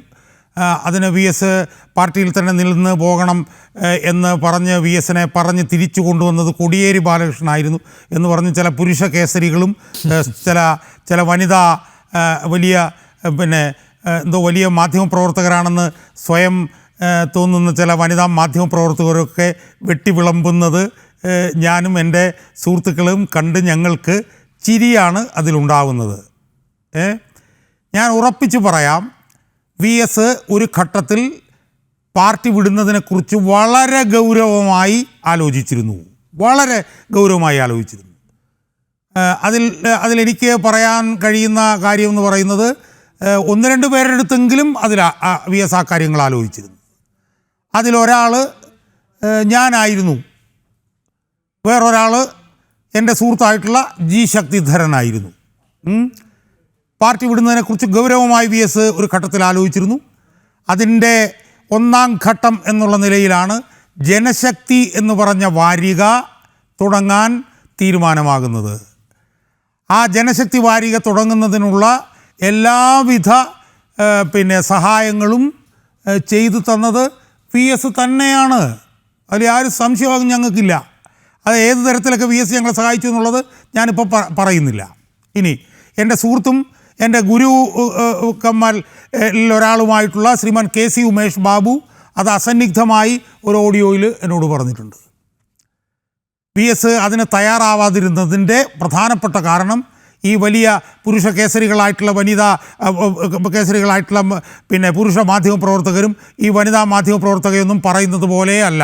അവർക്കതിനെക്കുറിച്ചിട്ട് ഈ പിണറായി വിജയൻ പറഞ്ഞതുപോലെ ഒരു ചുക്കും അവർക്ക് അതിനെക്കുറിച്ച് അറിയില്ല. യഥാർത്ഥത്തിൽ VS ഈ പാർട്ടിയിൽ നിന്ന് പുറത്തേക്ക് പോരാതിരുന്നതിൻ്റെ പ്രധാനപ്പെട്ട കാരണം എന്ന് പറയുന്നത് ഒന്ന് VSൻ്റെ പ്രായമായിരുന്നു. പ്രായമാണ് VSനെ അതിൽ നിന്ന് പിന്തിരിപ്പിച്ച ഒരു പ്രധാനപ്പെട്ട ഘടകം. രണ്ട്, VSൻ്റെ കുടുംബത്തിൽ നിന്ന് ചില കോണുകളിൽ നിന്ന് ഉണ്ടായിട്ടുള്ള ചില നീക്കങ്ങളും ഉണ്ടായിരുന്നു. എന്നോട് ഉമേഷ് ബാബു ഏറ്റവും അവസാനവും എന്നോട് പറഞ്ഞത് VS പാർട്ടി വിട്ട് പുതിയൊരു പാർട്ടി ഉണ്ടാക്കിയിരുന്നുവെങ്കിൽ കണ്ണൂർ ജില്ലയിൽ പോലും ആ പാർട്ടിയാകുമായിരുന്നു പ്രധാനപ്പെട്ട പാർട്ടി. ഏത്? കണ്ണൂർ ജില്ലയിൽ പോലും. അപ്പോൾ പിന്നെ ബാക്കിയുള്ള ജില്ലകളുടെ കാര്യങ്ങൾ ആലോചിക്കണം. അപ്പോൾ അതുകൊണ്ട് ഞാൻ കൂടുതൽ ദീർഘിപ്പിക്കുന്നില്ല. VS party വിടുന്നതിനെക്കുറിച്ച് ആലോചിച്ചിരുന്നു. VSൻ്റെ ആരോഗ്യവും VSൻ്റെ പ്രായവുമൊക്കെയാണ് VSനെ അതിൽ നിന്ന് പിന്തിരിപ്പിച്ചത്. അല്ലാതെ ഇപ്പോഴത്തെ നറേറ്റീവ്സിൽ ഉണ്ടാകുന്ന നിലയിൽ VS പാർട്ടിക്കാരനായിരുന്നു, പാർട്ടിക്കകത്തു ഒന്നുമല്ല. അത് പൂർണ്ണമായും തെറ്റാണ് എന്നത് എനിക്ക് വ്യക്തമായി അറിയാവുന്ന കാര്യമാണ്. ശ്രീമതി KK രമ MLAയും ചേരുന്നു. ശ്രീ KK രമ, TP കൊല്ലപ്പെട്ടപ്പോൾ പ്രതിസ്ഥാനത്തുള്ള പാർട്ടി വിലക്കിയിട്ടും ഒഞ്ചിയത്തെ വീട്ടിലെത്തി VS ചേർത്ത് പിടിച്ചു. TPയെ കുലംകുത്തിയെന്ന് പിണറായി അധിക്ഷേപിച്ചപ്പോൾ ധീരനായ പോരാളി എന്നാണ് VS വിശേഷിപ്പിച്ചത്. RMPയുടെ പാർട്ടി ലൈൻ ശരിയാണെന്ന് അംഗീകരിക്കുക കൂടിയായിരുന്നു VS. പൊതുവിൽ ഈ വിഷയത്തിൽ VS സ്വീകരിച്ച സമീപനം എന്തായിരുന്നു? ഒരുപക്ഷെ ശ്രീമതി രമയോട് കൂടുതൽ കാര്യങ്ങൾ തുറന്നു പറഞ്ഞിട്ടുണ്ടാവും VS, അല്ലേ? അതുകൊണ്ടാണല്ലോ നെയ്യാറ്റിൻകര ഉപതെരഞ്ഞെടുപ്പ് ദിവസം തന്നെ TP ചന്ദ്രശേഖരൻ്റെ ഒഞ്ചിയത്തെ വസതിയിലെത്തി ശ്രീമതി KK രമയെ സന്ദർശിച്ചത്. ഇതുമായി ബന്ധപ്പെട്ട് കൂടുതൽ കാര്യങ്ങൾ പറഞ്ഞിട്ടുണ്ട്. കാരണം പാർട്ടി അല്ല, ഇപ്പോഴും പ്രതിസ്ഥാനത്ത് നിൽക്കുന്ന പാർട്ടിക്ക് ഇതിലൊരു പങ്കുമില്ല എന്ന് ആവർത്തിച്ചുകൊണ്ടിരിക്കുന്ന ഘട്ടത്തിലും VSന് കൃത്യമായിട്ട് അറിയാമായിരുന്നു പാർട്ടിയുടെ നേതൃത്വത്തിൽ നടന്ന കൊലപാതകം തന്നെയാണ് ഇത് എന്ന്. അത് തുറന്ന് പറഞ്ഞിരുന്നില്ലേ VS?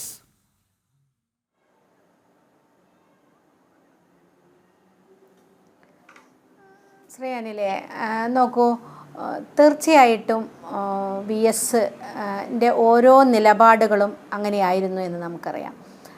വളരെ കൃത്യമായി ശക്തമായി പറയേണ്ടത് പറഞ്ഞുകൊണ്ട് തന്നെയാണ് VS മുന്നോട്ട് പോയത്. എന്നെ സംബന്ധിച്ചൊക്കെ വ്യക്തിപരമായിട്ടും രാഷ്ട്രീയമായിട്ടും ഒക്കെ VSൻ്റെ ഒരു സമീപനവും VSൻ്റെ ഒരു ചേർത്തുപിടിക്കലുമൊക്കെ മറക്കാനാവാത്ത അനുഭവങ്ങളാണ്. ഒരിക്കലും മറക്കാൻ കഴിയാത്ത ഒരുപാട് അനുഭവങ്ങളുണ്ട്. തീർച്ചയായിട്ടും ഞങ്ങൾ VS പാർട്ടിയകത്ത് CPMൻ്റെ നയവ്യതിയാനങ്ങൾക്കെതിരെ, CPMൻ്റെ നേതാക്കന്മാരുടെ വഴിപിടിച്ച സമീപനങ്ങൾക്കെതിരെയൊക്കെ നിരന്തരമായ പോരാട്ടം ആ പാർട്ടിയകത്ത് നടന്നുകൊണ്ടേയിരിക്കുകയാണ്. അപ്പോൾ അതിൻ്റെ ഫലമായിട്ട് തന്നെ നമ്മുടെ സംസ്ഥാനത്ത് പല ഭാഗങ്ങളിലും പാർട്ടിക്കകത്ത് ഇതുപോലെയുള്ള പ്രശ്നങ്ങൾ ഉയർന്നു വന്നിരുന്നു എന്നുള്ളത് നമുക്കറിയാം. പലയിടത്തും പല വിമത ശബ്ദങ്ങളും ഉയർന്നു വന്നിരുന്നു. അത്തരത്തിലുള്ള അതിൻ്റെയൊക്കെ ഒരു സംഘടനാ രൂപമായിരുന്നു ഒഞ്ചിയത്ത് RMPയുടെ രൂപീകരണവും സഖാവ് TP ചന്ദ്രശേഖരൻ്റെ നേതൃത്വത്തിലുള്ള പ്രവർത്തനങ്ങളും എന്നും വിശ്വസിക്കുന്ന ഒരാളാണ് ഞാൻ. അതാണ് അതിൻ്റെ ശരിയുമെന്ന് ഞാൻ കരുതുന്ന ഒരാളാണ് ഞാൻ. അപ്പോൾ തീർച്ചയായിട്ടും അത് ഒഞ്ചിയത്ത് മാത്രമായിരുന്നില്ല. ഇപ്പോൾ ഷൊർണൂർ പോലെയുള്ള സ്ഥലങ്ങളിൽ അങ്ങനെയൊക്കെ പരസ്യമായി, തളിക്കുളം പോലെയുള്ള സ്ഥലങ്ങൾ, ഒരുപാട് സ്ഥലങ്ങളിൽ പരസ്യമായിട്ട് തന്നെ ഇത്തരത്തിൽ CPMനെതിരെയുള്ള പ്രവർത്തനങ്ങൾ നടന്നുകൊണ്ടേയിരുന്നിരുന്നു. അപ്പോൾ ഒഞ്ചിയത്ത് അതിനുശേഷം ആ ഒരു വിമത ശബ്ദത്തിന് അല്ലെങ്കിൽ ആ ഒരു രാഷ്ട്രീയ പ്രവർത്തനത്തിന് അത് മുന്നോട്ട് പോകാൻ പാടില്ല എന്ന് CPM നേതൃത്വം തീരുമാനിച്ചതിൻ്റെ കൂടി ഭാഗം ആയിട്ടാണ് സഖാവ് TPയെ അരുങ്കൊല ചെയ്തത് എന്നുള്ളത് നമുക്കറിയാം. ആ അരുങ്കൊല ചെയ്തത് ഒരുപക്ഷെ അത് VSനുള്ളൊരു താക്കീതായിട്ട് തന്നെയാണ് എന്ന് ഞാൻ കരുതുന്നത്. ഇത്തരം പ്രവർത്തനങ്ങൾ ആവശ്യമില്ല. അത്തരം പാർട്ടിക്കെതിരെ സംസാരിക്കുന്ന ആളുകൾക്ക് ഇതായിരിക്കും അവസ്ഥ എന്നുള്ളത് പലർക്കുമുള്ളൊരു സൂചനയായിരുന്നു. അത് വി എസിനുള്ള ഒരു താക്കീത് കൂടിയായിട്ടാണ് ഞാനതിനെ കാണുന്നത്. അപ്പോൾ അതിനുശേഷം അതുകൊണ്ടാണ് പാർട്ടി സെക്രട്ടറി കുലംകുത്തി എന്ന് വിശേഷിപ്പിച്ചിട്ടും സഖാവ് വി എസ് ഒഞ്ചിയത്ത് വരികയും സഖാവ് ടി പി ചന്ദ്രശേഖരന് അന്ത്യോപചാരം അർപ്പിക്കാൻ എത്തുകയും ചെയ്തു എന്നുള്ളത്. അത് മാത്രമല്ല, അവിടെ വന്നിട്ട് ധീരനായ കമ്മ്യൂണിസ്റ്റാണ് ടി പി ചന്ദ്രശേഖരൻ എന്ന് പറയുന്നതിന് ഉള്ള ആർജവം കാണിച്ചു. ഒരു മടിയും അദ്ദേഹത്തിനുണ്ടായിരുന്നില്ല. ഒരു ഭാഗത്ത് പാർട്ടി സെക്രട്ടറിയുടെയും പാർട്ടിയുടെയും വിലക്ക് ഒക്കെ ഉണ്ടായിട്ട് പോലും അത് പറയാനും അത് പ്രവർത്തിക്കാനും വി എസിന് സാധിച്ചു. അതായിരുന്നു വി എസിനെ വ്യത്യസ്തനാക്കിയതും അതുതന്നെയാണ്. പിന്നീട് വീട്ടിലേക്ക് വന്ന കാഴ്ചയും നമുക്ക് ആർക്കും മറക്കാൻ പറ്റുന്നതല്ല. ഒരുപക്ഷെ കേരളം ഒന്നടങ്കം ശ്വാസം പിടിച്ച് നോക്കി നിന്ന നിമിഷമായിരുന്നു അത്. ആ ദിവസം വി എസ് തിരഞ്ഞെടുത്ത ദിവസവും അതിനും ഒരു രാഷ്ട്രീയമുണ്ട്. അതും എന്തിനൊക്കെയുള്ള സന്ദേശങ്ങൾ തന്നെയായിരുന്നു എന്നുള്ളത് ഒരു സംശയവുമില്ലാത്തതാണ്. കൊന്നവരും കൊല്ലിച്ചവരും കമ്മ്യൂണിസ്റ്റ് അല്ല എന്ന് തന്നെയാണ് വി എസ് അന്നും ഇന്നും എന്നും പറഞ്ഞുകൊണ്ടേയിരുന്നത്. അതിനെതിരെ വി എസ് സംസാരിച്ചിരുന്നു എന്നുള്ളതും നമുക്കറിയാവുന്നതാണ്. പിന്നീട് എൻ്റെ സമരം നടന്ന സമയത്ത് വി എസിൻ്റെ ഇടപെടൽ, പിന്നീട് പല ഘട്ടങ്ങളിൽ കേസിനൊക്കെ പൂർണ്ണമായ പിന്തുണ തരികയും കൂടെയുണ്ട് എന്ന് പറയുകയും ഒക്കെ ചെയ്ത സന്ദർഭങ്ങളൊക്കെ മറക്കാൻ കഴിയാത്തതാണ്. അങ്ങനെ ധാരാളം അനുഭവങ്ങൾ വ്യക്തിപരമായിട്ട് തന്നെ പങ്കുവയ്ക്കാൻ സാധിക്കും. നമുക്ക് രാഷ്ട്രീയത്തിലേക്ക് കടന്നു കഴിഞ്ഞാൽ, മറ്റ് ജനവിഭാഗങ്ങളിലേക്ക് ഇറങ്ങിച്ചെന്ന് കഴിഞ്ഞാലും വി എസ് ആരായിരുന്നു? ഒരുപക്ഷെ ഇന്ന് വി എസിന് കിട്ടുന്ന ഈ ഒരു വലിയ അന്തിമോപചാരമുണ്ടല്ലോ, ലക്ഷക്കണക്കിന് മനുഷ്യർ വഴിനീളെ കാത്തു നിൽക്കുകയാണ്. അത് പൗരപ്രമുഖന്മാരല്ല കാത്തു നിൽക്കുന്നത്, സാധാരണക്കാരായ മനുഷ്യരാണ്, തൊഴിലാളികളാണ്, സ്ത്രീകളാണ്. 12-13 മണിക്കൂറൊക്കെ കാത്തു നിൽക്കുന്ന മനുഷ്യരെ നമുക്ക് കാണാൻ സാധിക്കുകയാണ്. നേരത്തെ കണ്ടു കൊല്ലത്ത് നിന്ന് വന്ന കശുവണ്ടി തൊഴിലാളികൾ. അവർക്ക് ഞങ്ങളുടെ നേതാവിനെ ഒരു നോക്ക് കാണണമെന്നാണ് അവർ പറയുന്നത്. അങ്ങനെ ജനഹൃദയങ്ങളിൽ ഒരു നേതാവിന് സ്ഥാനമുണ്ടായിട്ടുണ്ടെങ്കിൽ തീർച്ചയായിട്ടും അത് അദ്ദേഹത്തിൻ്റെ പ്രവർത്തനമാണല്ലോ. അത് അദ്ദേഹം ജനങ്ങളിലേക്ക് ഇറങ്ങി സാധാരണയായ മനുഷ്യരുടെ വിഷയങ്ങൾക്കൊപ്പം മനുഷ്യരൊപ്പം നിൽക്കാൻ, അവരുടെ പ്രയാസങ്ങളോടൊപ്പം നിൽക്കാൻ, അവരുടെ പ്രതിസന്ധികളോടൊപ്പം നിൽക്കാൻ ഒരു വ്യക്തിക്ക് സാധിച്ചു എന്നതാണ് വി എസിനെ വേറിട്ടവനാക്കിയത്, വി എസിനെ വ്യത്യസ്തനാക്കിക്കൊണ്ടിരിക്കുന്നതെന്നും. വി എസ് ഒരേ സമയം നമുക്കറിയാവുന്നതാണ്, ജനങ്ങളുടെ അല്ലെങ്കിൽ പാർട്ടിക്കെതിരെ സംസാരിക്കുമ്പോൾ, പാർട്ടിയിലെ പുറത്തുള്ള ജനവിരുദ്ധതയ്ക്കെതിരെ സംസാരിക്കുമ്പോൾ തന്നെ വി എസ് പാർട്ടിക്കകത്തെ ജനവിരുദ്ധർക്കെതിരെയും സംസാരിച്ചു കൊണ്ടേയിരുന്നു. അതും ഒരുപക്ഷെ അതൊക്കെയാണ് കേരളത്തിലെ ജനങ്ങളുടെ മനസ്സിൽ വി എസിനെ ഇത്രമേൽ ശക്തനാക്കിയത്, ഇത്രമേൽ പ്രതിഷ്ഠിച്ചത്, വലിയ ആരാധനാ പുരുഷനായിട്ട് വി എസ് മാറിയത്. വി എസിന് ഇന്ന് ലഭിക്കുന്ന ആദരവ് ഏതൊരു രാഷ്ട്രീയക്കാരും അല്പം അഹങ്കാരത്തോടു കൂടി കാണേണ്ട ഒരു കാര്യം. രാഷ്ട്രീയക്കാർ മനസ്സിലാക്കേണ്ട, പൊതുപ്രവർത്തകർ മനസ്സിലാക്കേണ്ട മാതൃകയാണത്. എങ്ങനെയായിരിക്കണം പൊതുപ്രവർത്തകർ, എങ്ങനെയായിരിക്കണം ജനങ്ങളുടെ ഇടയിൽ നിൽക്കേണ്ടത് എന്നത്. അങ്ങനെ അത് കാണിച്ചു തരാൻ സഖാവ് വി എസിന് സാധിച്ചു. നമുക്ക് ഇതിന് മുന്നേ കണ്ടത്, പ്രിയപ്പെട്ട നമ്മുടെ ഉമ്മൻചാണ്ടി സാറിൻ്റെ വിലാപയാത്രയിൽ നമ്മളിത് കണ്ടതാണ്. ജനങ്ങളുടെ ഒരു വലിയ ആരവം നമ്മൾ കണ്ടതാണ്. അവർ വഴിനീളെ കാത്തുനിന്നത് കണ്ടതാണ്. ഇ.കെ. നായനാരുടെ വിലാപയാത്ര നമ്മൾ കണ്ടതാണ്. ഇതൊക്കെ അവരൊക്കെ ജനങ്ങളുടെ ഇടയിൽ ജീവിച്ച മനുഷ്യരായിരുന്നു എന്നുള്ളതാണ്. അവർക്ക് ആർക്കെങ്കിലും ഒരു സാധാരണ മനുഷ്യർക്ക് എന്തെങ്കിലും സഹായം ചെയ്തു കൊടുക്കാൻ ഉണ്ടായിരുന്നു എന്നുള്ളതാണ്. ചേട്ടും അത് തന്നെയാണ് വി എസിനെയും ഇപ്പോൾ ഈ തരത്തിലേക്കുള്ള ഒരു യാത്രയെപ്പം ജനങ്ങളുടെ ഉള്ളിൽ വി എസ് ഉണ്ട് എന്നാണ് ആളുകൾ പറയുന്നത്. വി എസ് മരിക്കുന്നില്ല, വി എസിൻ്റെ ആശയങ്ങൾ മരിക്കുന്നില്ല, വി എസ് ഉണ്ട് എന്ന് പറഞ്ഞുകൊണ്ടേയിരിക്കുകയാണ് കേരളത്തിലെ നാനാവിഭാഗം ആബാലവൃദ്ധം ജനങ്ങൾ. അക്ഷരാർത്ഥത്തിൽ ജനഹൃദയത്തിൽ വി എസ് ജീവിക്കുകയാണ്. ശ്രീമതി രമ, RMPയുടെ രൂപീകരണം അത് വി എസ് അച്യുതാനന്ദനുമായി ആശയവിനിമയം നടത്തിയതിന് ശേഷമായിരുന്നു. അന്ന് വി എസിന് അറിയാമായിരുന്നോ? അല്ല, അത് അങ്ങനെ എനിക്ക് കൃത്യമായിട്ട് എനിക്കറിയില്ല. RMPയുടെ രൂപീകരണം വി എസുമായിട്ട് ആശയവിനിമയം നടത്തിയതായിട്ടായിരുന്നോ എന്നുള്ളത് എനിക്കതറിയില്ല. അത് ചന്ദ്രശേഖരനാണ് അന്ന് അതിനകത്തുണ്ടായിരുന്നത്. ഞാൻ ആ വിഷയത്തിലേക്ക് എനിക്കറിയാത്തതാണ്. വി എസ് പക്ഷേ പാർട്ടിയിൽ നിന്ന് പുറത്തു വരാൻ വി എസ് തയ്യാറായിരുന്നില്ല എന്നാണ് ഞാൻ മനസ്സിലാക്കുന്നത്. പക്ഷേ ഒരുപാട് മനുഷ്യർ, ഞാനുൾപ്പെടെയുള്ള ഒരുപാട് മനുഷ്യർ, ഞങ്ങളുടെ ഒഞ്ചത്തൊക്കെയുള്ള ആളുകൾ വി എസ് ഒക്കെ പാർട്ടിയിൽ നിന്ന് ഇറങ്ങി വരുമെന്നും പുതിയൊരു ബദൽ മൂവ്മെൻറ്റ് കേരളത്തിൽ ഉടനീളം ഉണ്ടാകുമെന്നും വിശ്വസിച്ച മനുഷ്യരാണ്. അത് വി എസിൻ്റെ ഇടപെടലും അല്പം മുമ്പ് KM ഷാജഹാൻ പറഞ്ഞതും അതാണ്. അതായത് ഒരു ഘട്ടത്തിൽ പുതിയൊരു പാർട്ടിക്ക് രൂപം നൽകാൻ വി എസ് തീരുമാനിച്ചിരുന്നു. അതിന് മുന്നോടിയായിട്ടാണ് ജനശക്തി എന്ന പ്രസിദ്ധീകരണം ശക്തിധരൻ്റെ നേതൃത്വത്തിൽ, അദ്ദേഹത്തിൻ്റെ പത്രാധിപത്യത്തിൽ തുടങ്ങിയത് അങ്ങനെയാണ്. പിന്നീട് പ്രായം ഒരു തടസ്സമായതുകൊണ്ട് അത് മാറ്റിവെക്കുകയായിരുന്നു എന്നാണ് പറഞ്ഞത്. ഞങ്ങളെല്ലാം അങ്ങനെയായിരുന്നു പ്രതീക്ഷിച്ചിരുന്നത്.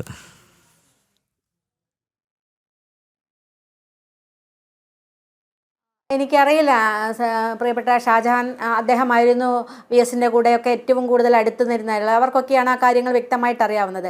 പക്ഷേ ഞങ്ങളൊക്കെ കേരളം മുഴുവൻ പ്രതീക്ഷിച്ചൊരു സംഗതി അതായിരുന്നു എന്നുള്ളത് എനിക്കറിയാം. ഞാൻ ഉൾപ്പെടെയുള്ള വ്യക്തികൾ അതിന് ഞാൻ വിചാരിക്കുന്ന പ്രായം മാത്രമല്ല അതിൻ്റെ ഒരു ഘടകം. വി എസിനോടൊപ്പം ഉണ്ടായിരുന്ന ഒരുപാട് ആളുകൾ, ആ സമയത്ത് നേതൃത്വത്തിൽ പല നേതാക്കന്മാരും ആ സമയത്ത് കൂടെ ഉണ്ടായിരുന്നവരൊക്കെ പിന്മാറിയ ഒരു സാഹചര്യവും ഉണ്ടായിരുന്നു. അതൊക്കെയാണ് വി എസിനെ പിന്നോട്ടടുപ്പിച്ചത് എന്നാണ് എൻ്റെ ഒരു വിലയിരുത്തൽ. അത് ശരിയാണോ ശരിയായിരിക്കാം, തെറ്റായിരിക്കാം, അറിയില്ല. പക്ഷേ എന്ത് തന്നെയാണ് നമ്മൾ ഇനി അത് ചർച്ച ചെയ്യുന്നതിൽ അർത്ഥമില്ല. കാരണം വി എസ് അതിനെ പറയാൻ വി എസ് ഇന്ന് കൂടെയില്ല. പക്ഷേ തീർച്ചയായിട്ടും അത്തരത്തിലൊരു ബദൽ മൂവ്മെൻറ്റിന് ഉണ്ടാവുകയാണെങ്കിൽ വലിയ മാറ്റം കേരള രാഷ്ട്രീയത്തിൽ ഉണ്ടാകുമായിരുന്നു എന്ന കാര്യത്തിൽ ഒരു തർക്കവുമില്ല. Okay, Shri N Sreekumar, 2 minute മാത്രമേ ശേഷിക്കുന്നുള്ളൂ. ഞാനൊന്നും ചോദിക്കുന്നില്ല, നമുക്ക് അവസാനിപ്പിക്കാം. എന്തെങ്കിലും ആഡ് ചെയ്യണമെങ്കിൽ താങ്കൾക്ക് പറയാം.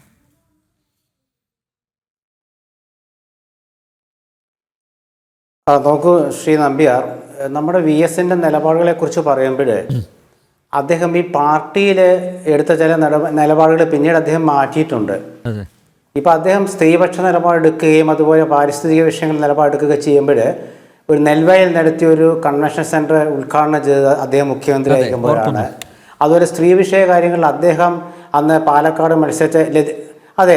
മത്സരിച്ച ലതിക സുഭാഷിനെതിരെയും അതുപോലെ SFIയുടെ മുൻ സംസ്ഥാന സെക്രട്ടറി ആയിരുന്ന സിന്ധുജയെക്കുറിച്ചൊക്കെ നടത്തിയ പ്രസംഗങ്ങൾ നമുക്കറിയാം. അപ്പോൾ വി എസ് പൊതുയോഗങ്ങളിൽ പ്രസംഗിക്കുന്നതും പത്രസമ്മേളനങ്ങളിൽ പറയുന്നതും പാർട്ടി യോഗങ്ങളിൽ പറയുന്നതൊക്കെ പല നിലപാടുകളിലാണ്. ആ നിലപാട് എനിക്ക് തോന്നുന്ന ഒരു പക്ഷേ 2000 ശേഷം അദ്ദേഹം പാർട്ടിയിൽ, അത് മലപ്പുറം സമ്മേളനത്തിന് ശേഷമാണ് അവരുടെ പാർട്ടിയിൽ പ്രശ്നങ്ങളാണ്. പിന്നെ കോട്ടയം, ആലപ്പുഴ, തിരുവനന്തപുരം സമ്മേളനങ്ങൾ പാർട്ടിയുടെ വിഭാഗീയത രൂക്ഷമായല്ലോ. അപ്പോൾ അതിനിടയ്ക്ക് അദ്ദേഹം, എനിക്ക് തോന്നുന്നത് ആ പാർട്ടിയിൽ അദ്ദേഹത്തിൻ്റെ സ്വാധീനം ഉറപ്പിക്കാൻ അദ്ദേഹം ജനകീയ വിഷയങ്ങൾ കൂടുതൽ നിന്നു എന്നുള്ള കാര്യത്തിൽ യാതൊരു സംശയമില്ലാത്ത കാര്യമാണ്. അപ്പോൾ അതുകൊണ്ട് നമ്മൾ വി എസിനെ വിലയിരുത്തുമ്പോൾ പിന്നെ ആർ ബാലകൃഷ്ണപിള്ളയുടെ കാര്യം, ആർ ബാലകൃഷ്ണപിള്ളയെ LDFലേക്ക് എടുക്കില്ല. കാരണം അന്ന് കേസ് കൊടുത്ത് അദ്ദേഹത്തെ ജയിലിലടച്ചത് വി എസ് ആണ്. എടുക്കില്ല എന്നിട്ട് ആ ബാലകൃഷ്ണപിള്ള LDFൽ ഉണ്ടായിട്ട് ആ ഭരണത്തിലും അദ്ദേഹം ആ ഒരു മുന്നണിയിൽ അദ്ദേഹം ഓർമ്മയോടുകൂടി തന്നെ അദ്ദേഹം ആ മുന്നണിയിൽ പ്രവർത്തിച്ചു. അപ്പോൾ ചില ഘട്ടങ്ങളിൽ വി എസിൻ്റെ നിലപാടുകളൊക്കെ മാറിപ്പോയിട്ടുണ്ട്. അപ്പോൾ വി എസ് അങ്ങനെ ചില രാഷ്ട്രീയമാണ് വി എസിൻ്റെ അന്തിമമായ കാര്യം. പാർട്ടിക്കുള്ളിലെ വിഭാഗീയതയെ ചെറുക്കാനായിട്ട് അദ്ദേഹം ജനകീയ വിഷയങ്ങൾ ഇടപെട്ടുകൊണ്ട് പാർട്ടിയിൽ സ്വാധീനം ഉണ്ടാക്കാൻ ശ്രമിച്ചിരുന്നു എന്നുള്ളത് എല്ലാവർക്കും അറിയുന്ന കാര്യമാണ്. അതുകൊണ്ടാണ് അദ്ദേഹം പിണറായി വിജയനെതിരൊക്കെ പരസ്യമായിട്ട് പത്രസമ്മേളനത്തിൽ നടത്തിയ പ്രസംഗമൊക്കെ നമുക്കറിയാം. അപ്പോൾ അതിൽ പിണറായി വിജയൻ മറുപടി കൊടുത്തതുകൊണ്ട് മര്യാദ കാണിക്കണം എന്നുള്ള രീതിയിൽ ഒരുപാട് വിഷയങ്ങൾ ഇവർ പരസ്പരം പോരടിച്ചതൊക്കെ നമുക്കറിയാം. അപ്പോൾ അങ്ങനെ പോരടിക്കാൻ വി എസ് തയ്യാറായത് എനിക്കൊരു പക്ഷേ പാർട്ടിയിലെ ഒന്നാമത്തെ കാര്യം ഏറ്റവും വലിയ നേതാവ്, രണ്ടാമത്തെ കാര്യം എന്തായാലും ഇനി പാർട്ടി പിടിക്കാൻ പറ്റില്ല എങ്കിൽ പിന്നെ പോരടിച്ചുകൊണ്ട് തൻ്റെ നിലപാടുകൾ വ്യക്തമാക്കുക എന്നുള്ളതായിരുന്നു. പക്ഷേ ആ നിലപാടും ഒരു ഘട്ടത്തിൽ പാർട്ടി നിലപാട് എന്ന് പറഞ്ഞാൽ അദ്ദേഹം മാറി. അപ്പോൾ അങ്ങനെ അദ്ദേഹത്തിൻ്റെ ചില നിലപാടുകളിലൊക്കെ വലിയ മാറ്റമൊക്കെ സംഭവിച്ചിട്ടുണ്ട്. അടിസ്ഥാനപരമായിട്ട് പാർട്ടിക്കുള്ളിലെ വിഭാഗീയതയാണ് വി എസിനെ കൂടുതൽ ശ്രദ്ധേയനാക്കിയതും. ഇപ്പോൾ മാധ്യമങ്ങൾ തന്നെ ഇപ്പോൾ വി എസ് പറഞ്ഞത് ഒരു ഘട്ടത്തിൽ സിൻഡിക്കേറ്റ് എന്ന് ആക്ഷേപിച്ച പിണറായി വിജയനാണ്. ആ സിൻഡിക്കേറ്റിൻ്റെ താല്പര്യം സംരക്ഷിക്കാൻ പിന്നീട് ശ്രമിച്ചെന്നൊക്കെ വി എസ് പറഞ്ഞിട്ടുണ്ട്. അത് മാത്രമല്ല ശ്രീ ഷാജഹാൻ പറഞ്ഞൊരു കാര്യമുണ്ട്, അതായത് അദ്ദേഹം ഉൾപ്പെടെയുള്ള ഒരു സംഘം വി എസിന് വേണ്ടി പ്രവർത്തിച്ച കാര്യം. അപ്പം വി എസ് എന്ന് പറയുന്നത് പാർട്ടിക്കുള്ളിൽ അദ്ദേഹത്തിൻ്റെ നിലപാട് ഉറപ്പിച്ചത് പാർട്ടി പിടിക്കാൻ 2000 ശേഷമുള്ള പാർട്ടിയുടെ നിയന്ത്രണം നഷ്ടപ്പെട്ടപ്പോൾ അത് കൈക്കലാക്കാനുള്ള ഒരു താല്പര്യം അദ്ദേഹത്തിന് വന്നു കാണും. കാരണം അദ്ദേഹം തെരഞ്ഞെടുപ്പിൽ മത്സരിച്ച് അവസാനം 2011 മുഖ്യമന്ത്രി ആക്കാതിരുന്നപ്പോൾ അദ്ദേഹം പറഞ്ഞ എന്താണ്, ആരോഗ്യമില്ല വി എസിനെന്ന് പിണറായി ഗ്രൂപ്പ് പറഞ്ഞപ്പോൾ എൻ്റെ ആരോഗ്യം കൊണ്ടാണല്ലോ വോട്ട് പിടിച്ചതെന്ന് അദ്ദേഹം പറഞ്ഞിട്ടുണ്ട്. അപ്പോൾ അതുകൊണ്ട് പാർലമെന്ററി വ്യാമോഹത്തിൽ വി എസും വീണുപോയി എന്ന് തന്നെയാണ് നമുക്ക് വിലയിരുത്തേണ്ടി വരിക. ഓക്കെ, വി എസിൻ്റെ മൃതദേഹവും വഹിച്ചുള്ള വിലാപയാത്ര തിരുവനന്തപുരം ജില്ലയിലെ മംഗലപുരം അടുക്കുകയാണ്. നാളെ വൈകുന്നേരം 3 മണിക്ക് ആലപ്പുഴയിലെ വലിയ ചുടുകാട്ടിൽ മൃതദേഹം സംസ്കരിക്കും എന്നാണ് അറിയിച്ചത്. പക്ഷേ ഇങ്ങനെ പോവുകയാണെങ്കിൽ ആ സമയം ഒരുപക്ഷെ നീണ്ടുപോകും എന്നാണ് മനസ്സിലാക്കേണ്ടത്. ജനറൽ ഡിബേറ്റ് ഇവിടെ പൂർണ്ണമാകുന്നു. ചർച്ചയിൽ പങ്കെടുത്ത എല്ലാ അതിഥികൾക്കും നന്ദി. ഒപ്പം പ്രേക്ഷകർക്കും